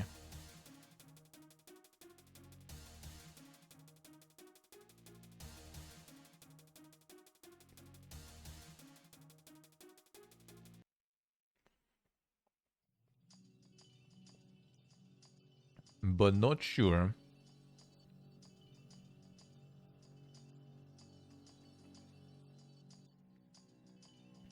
Tuesday, I'm just gonna roll some boxes every run.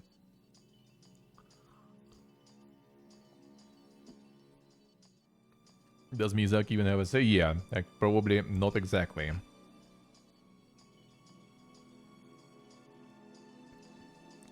Like, I'm not sure even who is, like, you know, the Gigacorp of From. Like, Kadakawa owns them. But they also probably have their own CEO and everything. I doubt that's Miyazaki.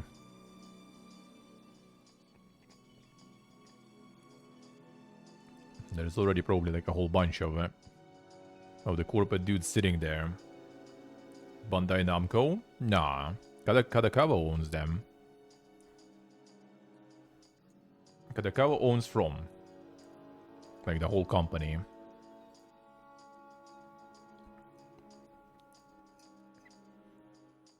For a while, actually, already. And Kadakawa has nothing to do with games, even. Pretty much. Outside of From, and I think like one more company or something. Well, now they acquired another company also, so now they have more.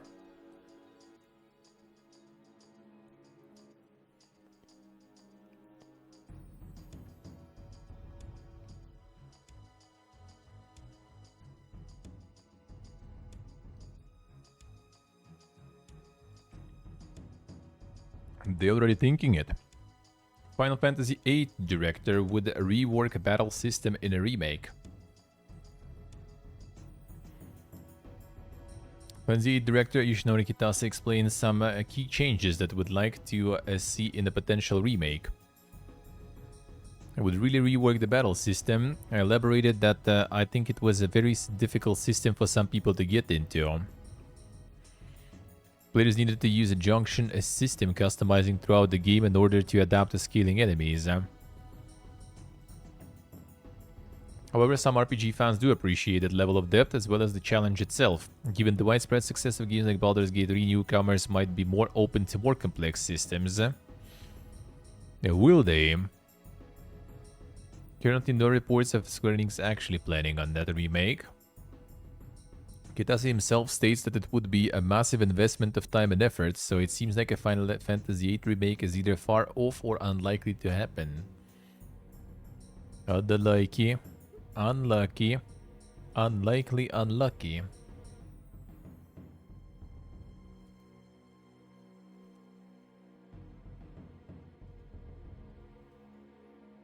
A Nintendo president comments on Palworld, damn. Damn, son. Shintaro Furukawa was asked about Palworld and the accusations it has taken assets and designs directly from Pokemon. He didn't specifically mention the game by name when asked. Furukawa did say, according to Reuters, that Nintendo will take appropriate action against those that infringe our intellectual property. Well, so nothing new basically, that they already stated again. We'll see where this will end up. Yeah, we'll see where this will end up.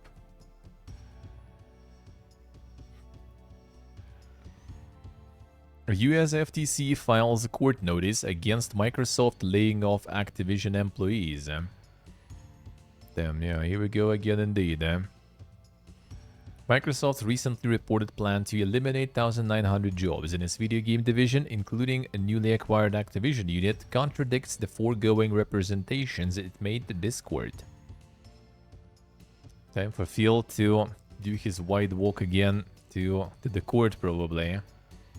Shouldn't fire people that fast. A GameStop Game Pass typo sends Xbox fans into a panic. Damn, Xbox fans having a lot of fun this week, seems like.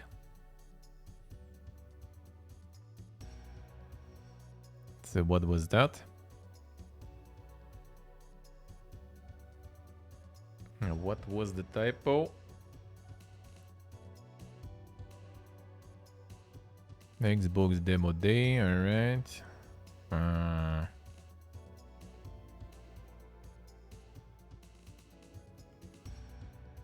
Awful timing from GameStop. Revealing approved branding containing the term Microsoft Game Pass. Ah, okay. Immediately it looked like Microsoft was stripping the Xbox name from the subscription service, perhaps preparing to somehow making it multi-platform and accessible to competitors. I see, alright. Damn, yeah, I didn't even realize that shit. Yeah, Microsoft Game Pass here, dude. The people already go ham over that, too. But there was some like, ridiculous things. Like some people were like, breaking their Xboxes and everything. Some like content creators were like, like I'm not supporting this company anymore. I'm done. Like holy shit, dude. Fucking 30 plus years old dudes there. Repping your fucking favorite corpo or something. Like what the fuck, man? Krafton reveals Subnautica 2 will have multiplayer game as a service model. There it is. Yeah, it is here. After seeing all of the discourse surrounding the announcement, Subnautica 2 developer clarified the details about the game multiplayer and game as a service model.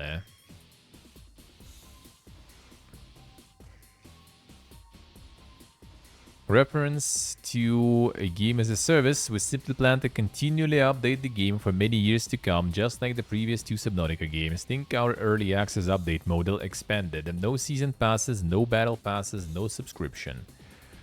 Game is not multiplayer focused, co-op will be an entirely optional way to play the game. You'll be able to enjoy the game as a single player. Seems good. Just corpus speech, a little too much. We'll see about the co-op part, but at least, yeah, no battle passes and stuff sounds good. Sounds good. Ubisoft confirms Assassin's Creed Red and Star Wars Outlaws to release in financial year 25. Extent of financial year 24-25 lineup will be revealed in May. 25-26 expect new mainline entry to Ghost Recon, Project Over. So Over, set during the fictional Naiman War. 2 new Far Cry titles including a multiplayer game, Project Maverick, and a new mainline entry to Far Cry, Project Blackburn. 2 new Assassin's Creed games, Hexa and Invictus, and the already announced Splinter Cell remake. Beyond that, expect several new Assassin's Creed games, including Assassin's Creed Black Flag Remake, currently known as Project Obsidian. Damn, son. There's a lot of stuff. There's a lot of stuff. A Rip Skull and Bones. I mean, they're gonna sell it for $70 too, to be honest. Oh, I don't remember actually, Steve. Which one was that? Which one was that?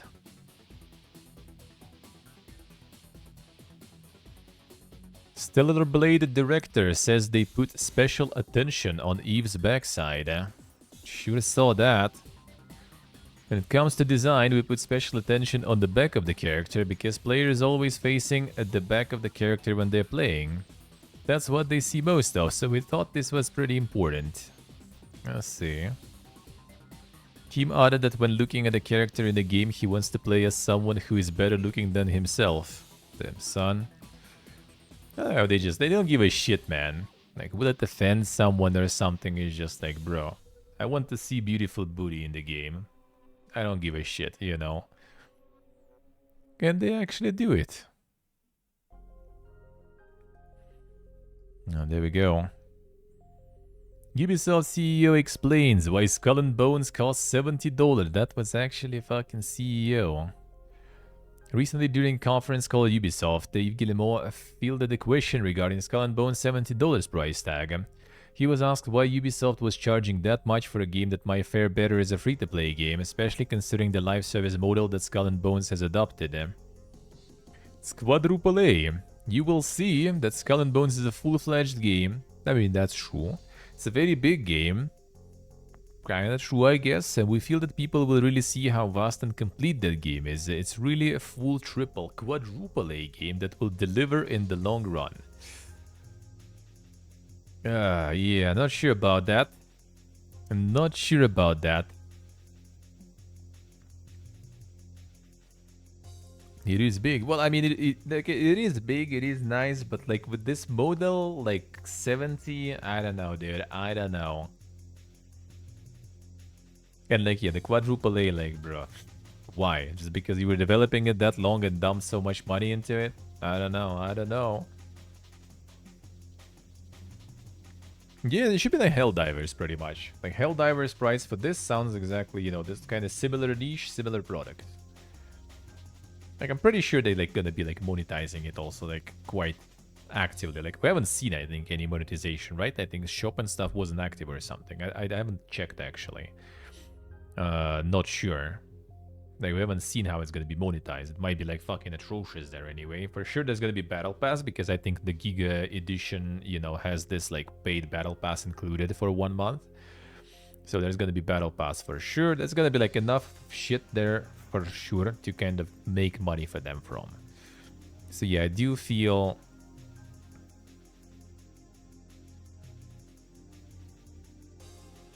will be killed off or kept online support. They have 1 year of content already, basically, so it's gonna be there. Killed off? I don't think they will. I don't think they will. Because Ubisoft actually, I think, kind of like... Well, I mean, they did kill, but they did kill mostly, I think, kind of like free-to-play stuff. Like, they have still, like, one of the Rainbow Six, I think, also games that was kind of like the live service that kind of flopped, and they still kept it around. So I think it might be, and I mean, that's the thing, like, it doesn't seem like it's gonna, like, flop completely. It might flop for their expectations, though, because game was in development for a long time, so I bet they fucking expect to get a lot out of it. The extraction cost money and got killed off. Oh, they did that one? Alright. Could be, could be. Well, the thing is, like, extraction probably wasn't developed for that long, and extraction didn't have some... what's the name? The like some like responsibilities to uphold. You know, they didn't have some connections with some governments, literally, of some countries to work on the game. So yeah, I think they're gonna keep it probably. But yeah, it might be like on the live support. Like, that's the thing, though. I don't think it's gonna be like flop per se. Like, as in, like, it's gonna be like something like with the Suicide Squad. Like, I think it's gonna be like received all right, because, like, I mean, it's alrighty. Like, it's not a bad game. Like, I don't see anything bad with it, really. It's kind of niche a little. Obviously, like, playing as a ship is not for everyone. I guess, like, not like, you know, that's not very conventional, not very usual for people, right? So it's not like completely bad. It's different, but like, if you are into that kind of stuff, that's actually fun. Like, I didn't really see a lot of issues. Like, it was running fine, playing smooth. a lot of cosmetics and stuff available in the game. Like, I don't know exactly how monetization will go, but like, it doesn't feel like giga grindy for now. Doesn't feel like giga pay to win for now. So it's all up to see how it will go, right? Like the giga end game content also we yet to see really, but like what's there already is kind of okay. You have like a bunch of different activities to do to farm stuff. So like it's nice to play for some time. I feel like if they will overdo with the grindy stuff, it's just gonna become really bad because like it's gonna be annoying. If they're gonna make it like, you know, like kind of fair and everything, then I feel like it's, you know, just something you play for a couple of weeks after update and then just kind of like, you know, remove it until the next big update. And that's probably not something they want to do because they want to justify that $70 price.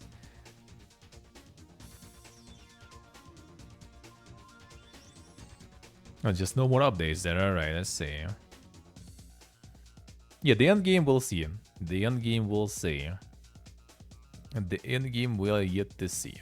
The cosmetics game will be strong, 100%. I can see that. A bunch of like, you know, grinding for like craft, for weapons, for armor, for all that stuff, different ship models and stuff. Like it does have a lot of kind of cool stuff going. It's like the problem is like it needs like a lot of, not a lot, but it needs players for sure, because like a lot of activities you need players for. Like today in the convoy, for example, like 2 of us barely managed to do it after like lots of deaths, just like throwing ourselves just to finish it. Like if you go solo, it's impossible most likely. Well, unless you kind of over level, but then there's gonna be other activities that you're also gonna be needing players for. So that's why I kind of think it's like it would be probably better to just, you know, like decrease the entry price, make people happy, make more people get it, and then, you know, already monetize in the game later. One ship that's the best. That's the thing. They just gave you one ship that is the best. That's the problem. Like there's 3 different classes of ships, pretty well. 3 different like MMO classes of ships, right? There's like the tanks, there's DPS, there's supports, there's heals basically. And then there's also classes as in like, you know, like corvette, you know, like barge, that kind of stuff. But they basically like the highest, they gave the only one like level 5 ship. And that's the best one, obviously, because it's higher level. Like it's faster, it's more HP, it's more slots to install stuff. So it's like literally you just, why would you play as something else? So that was kind of weird. I don't know why. Because it would be interesting to see like all those different like, you know, models basically of how you play. And it does seem like it's like the co-op part of the game is good, in my opinion. Because like you have, first of all those classes, all those abilities, all those activities to do as a group, right? And as organized group, it will be even more fun. But the problem is like they don't announce those activities sometimes at all. So like that's kind of weird because, you know, people just need to do it on their own. You know. Yeah, 70 upfront is just too much. They also have no regional pricing. So like that's like the giga automatic nope for me. There's only one game I bought for $70 without regional price. That was Diablo 4, and that was, well, because we were playing with friends. That's it. Like we all got it just because we wanted to play it, just because it's Diablo. And we did, and we played a bunch and multiple seasons. So like I'm not even mad, but like yeah, that was because it's kind of like, you know, a little bit of a special case. Like if my friends wouldn't be playing, I wouldn't be buying that shit whatsoever. So here 70, like no.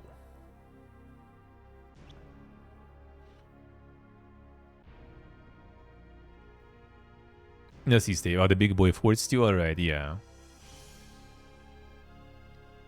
So that, like there are forts. Yeah, there are like the plunders and sort of sieges thingies. There's PvP stuff. PvP stuff is weird though because like people just kind of like can gang up pretty much, no problems. Like yeah, it's like 6 people and anyone joins from like the map. You can just have like all your friends join basically and done. That part of PvP for now is kind of weird. Then. You have the convoys, what we did with Steve at the end today. That was nice. Even though I kind of did like it in the close beta more, because it was kind of more interesting that there was like a healing ship there. You know, you kind of needed to like either out DPS or maybe use some other stuff. This one was more kind of like, you know, just like destroy that shit and you're done. So I just hope they're gonna do more that's like kind of cool stuff instead of just like, you know, shoot cannons and everything and it's all over. So I kind of hope there will be more of that shit. But that already requires more people, requires co-op, and again, like for example, like you be gonna send me the key, for example, to review, right? And I gonna hop in, but like Stave, for example, can't buy it because it's fucking expensive, right? It's already like, you know, because it's like if it would be like lower price, maybe he would join, maybe other people would also join, but like for $70, it's already way less people will be joining.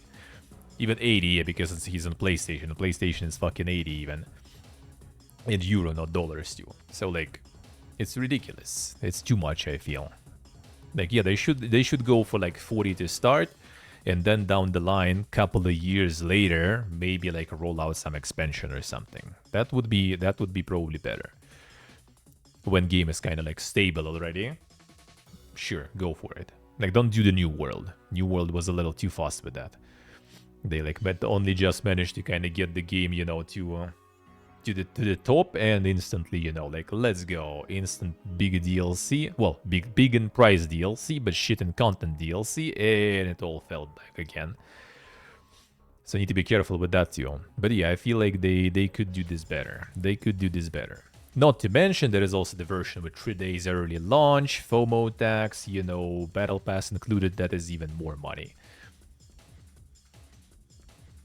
I wait until it's on live support and buy it at 85%. That's the thing, like, I don't know, like, will I really want to? Like, right now, I'm kind of, like, in the mood for it. Like, beta test was cool. Like, sure, I would continue playing. If it would be 30, right now, I'm kind of waiting for the key. But again, like, if I get the key, I will be solo there. Solo is kind of, like, sad there, to be honest. I tell you that. Like, you just need to rely on the randoms tuning in for some things. And sometimes there's no like, Convoy, there is no notification. I don't know why. Like, before it was like all server sees Convoy is moving and close beta, and they can go. Not always they go. Now it's not. So it's like even less of a chance that you have like more people participating in that. So you either need to have like your own organized group sorta, or I don't even know. So yeah, $70 total in like kinda big question mark on this one. It's nice though, like for like a week or two, if you're into this kind of games, you're gonna have fun. There's plenty of different weapon types. There's like the regular cannons there. There is mortars. There is bombards. There is the flamethrower. There's fucking ballista. There is like healing cannon if you're playing with someone, right? What else? There you can do the ramming build, like just fucking ram them or something. You can do like the shotgun build sort of. There's like different types. You can go like burn build. You can go like sinking build. You can just rip their sails, for example, to slow them down, right? Like all this stuff. You can go tank. You have like block and everything then too. Like it's like it will be decent amount of variety. It's just kind of like not maybe that super obvious, you know. It's kind of like slow pace, right? Because like even like the sailing process itself, right, takes time. There's a lot of this like sailing downtime and things, for example. The fights might be a little less dynamic sometimes because, you know, need to catch someone. Then there's all this like circling around and stuff. Like it's not for everyone. Let's put it that way. I did really like it though. I did really like it. So like, but not $70 like it for sure. Especially with no regional. Nope. And yeah, what's with the spokesperson? Like, there was the guy with subscriptions a week or two ago, right? Selling that, yeah, gamers should just, like, take it, you know, up their ass and then get used to it and stuff. Now there's, like, CEO literally also saying that they have, like, the quadruple A there all of a sudden. I guess he just said that, yeah, it's a really full triple quadruple A. So it, like, was, I guess, like, you know, in the heat of the moment, he decided to do the funny and then realized what he did later, probably. But when the guy who was talking about subscriptions, I think they fired or something, then CEO, you know, they're not gonna fire the CEO, I guess. So yeah, we'll see. Like I do think it's kind of alright. It's probably gonna be exactly the Suicide Squad stuff. If it go that way, I actually kind of would be fine with that because like they need reality check on, you know, their pricing, on the live service model, you know. Survivability or something, plausibility, like opportunities, but also it should have like decent reviews, as in like, you know, game is actually decent and like devs did a good job and everything. It's just that your model and your pricing is shit. That's pretty much it. Which we're also not gonna see because it's not even on Steam, which is already also on its own a huge a huge tank for the game later. So yeah, I don't know, man. Like I have a feeling it's gonna probably like it's already like lacking the Steam sales, then it's also the pricing barrier, and then there's also this like predisposed like default, as it's like this default states with some games, right? Some games coming out depending on the studio, depending on like how long it was in development, like the franchise, the history of development and stuff. They're gonna get like shit on by default. Kind of like with Suicide Squad, right? Like the people already were like so dead set on it being like complete fucking trash. So whenever they actually got like very positive on Steam, people started building all those conspiracies that like Gaben deleting the reviews and everything.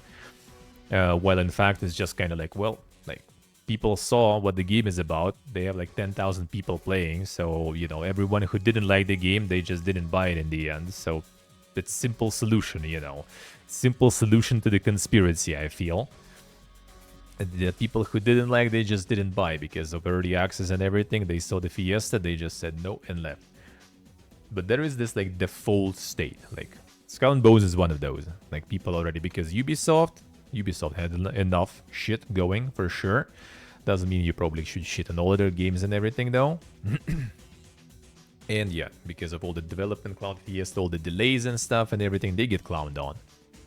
So that's gonna be probably like the default state of things. Even though I'm like I'm kind of surprised there's a lot of like positive sentiment around the game on Twitter and everything. Even like last test, I noticed when I was like tweeting about it and stuff, like check the hashtag, and people kind of like pretty fine with that. I posted my fucking VOD from close beta test on YouTube, and like like the VODs on YouTube don't get really much views outside of probably people from like my channel catching up, because like they huge bad algorithm separate channel for that and everything. But even on that fucking VOD, I still got like more views than usual, and I still got some comments like, oh man, I'm like so excited about this game and everything, I was waiting for so long. So like there might be something good about it, but I think the high price will be kind of gatekeeping a lot though. That's gonna be gatekeeping a lot. Spending needlessly amount of money on mediocre product. Well, yeah, true. That is true. It's not sustainable. The gaming industry not really sustainable in current state, I would say. But yeah, I just hope some people will enjoy the game. It's gonna live long enough at least, and they already have some content. So like for a year or something, people who will decide to go for it, they're gonna be eating fine. After that, we'll see. After that, we'll see. I'm probably like, don't know, like even if it's gonna be like on some sales, unless it's some like super giga sale, like Division, I remember after some time did like basically $1.50 or something. That I maybe could actually get. Other than that, and then again, it's live service game. Like with live service games, there is also this like problem, right? Like if start is bad, then it's gonna be like really bad after, because like regaining the players and everything for the MMO live service is really hard, because like you just like kind of like feel scammers, right? There's people who are already playing for a while, who did all those FOMO events, all those Twitch drops and stuff, right? They already like farming this stuff for months, and you just go in as a fucking noob to suffer, In some games that's kind of fine, mostly like PvE only games and stuff. If there's like some form of PvP involved whatsoever, then already sometimes you just kind of feel like, nah, fuck that stuff. Don't want to try. I don't want to try. I got hit by the Division 2 sale. Yeah, I got that too because it was cheap, Never played since, so I guess they kind of got some free money from me pretty much. Starfield going to PlayStation 5 is false, claimed. Alright. Course of the week, rechecked the info mentioned below, and the information suggesting Starfield was PS5 bound is false. I will not delete the tweet. I'll own the mistake. Previous report from January discussing Microsoft bringing games multi-plat remains accurate. So they're still gonna be bringing games multi-platform, but not Starfield. All right. But man, like like, how do you say, discourse, especially like on social media about this Xbox stuff, and like whenever there is like this like platform mentioned,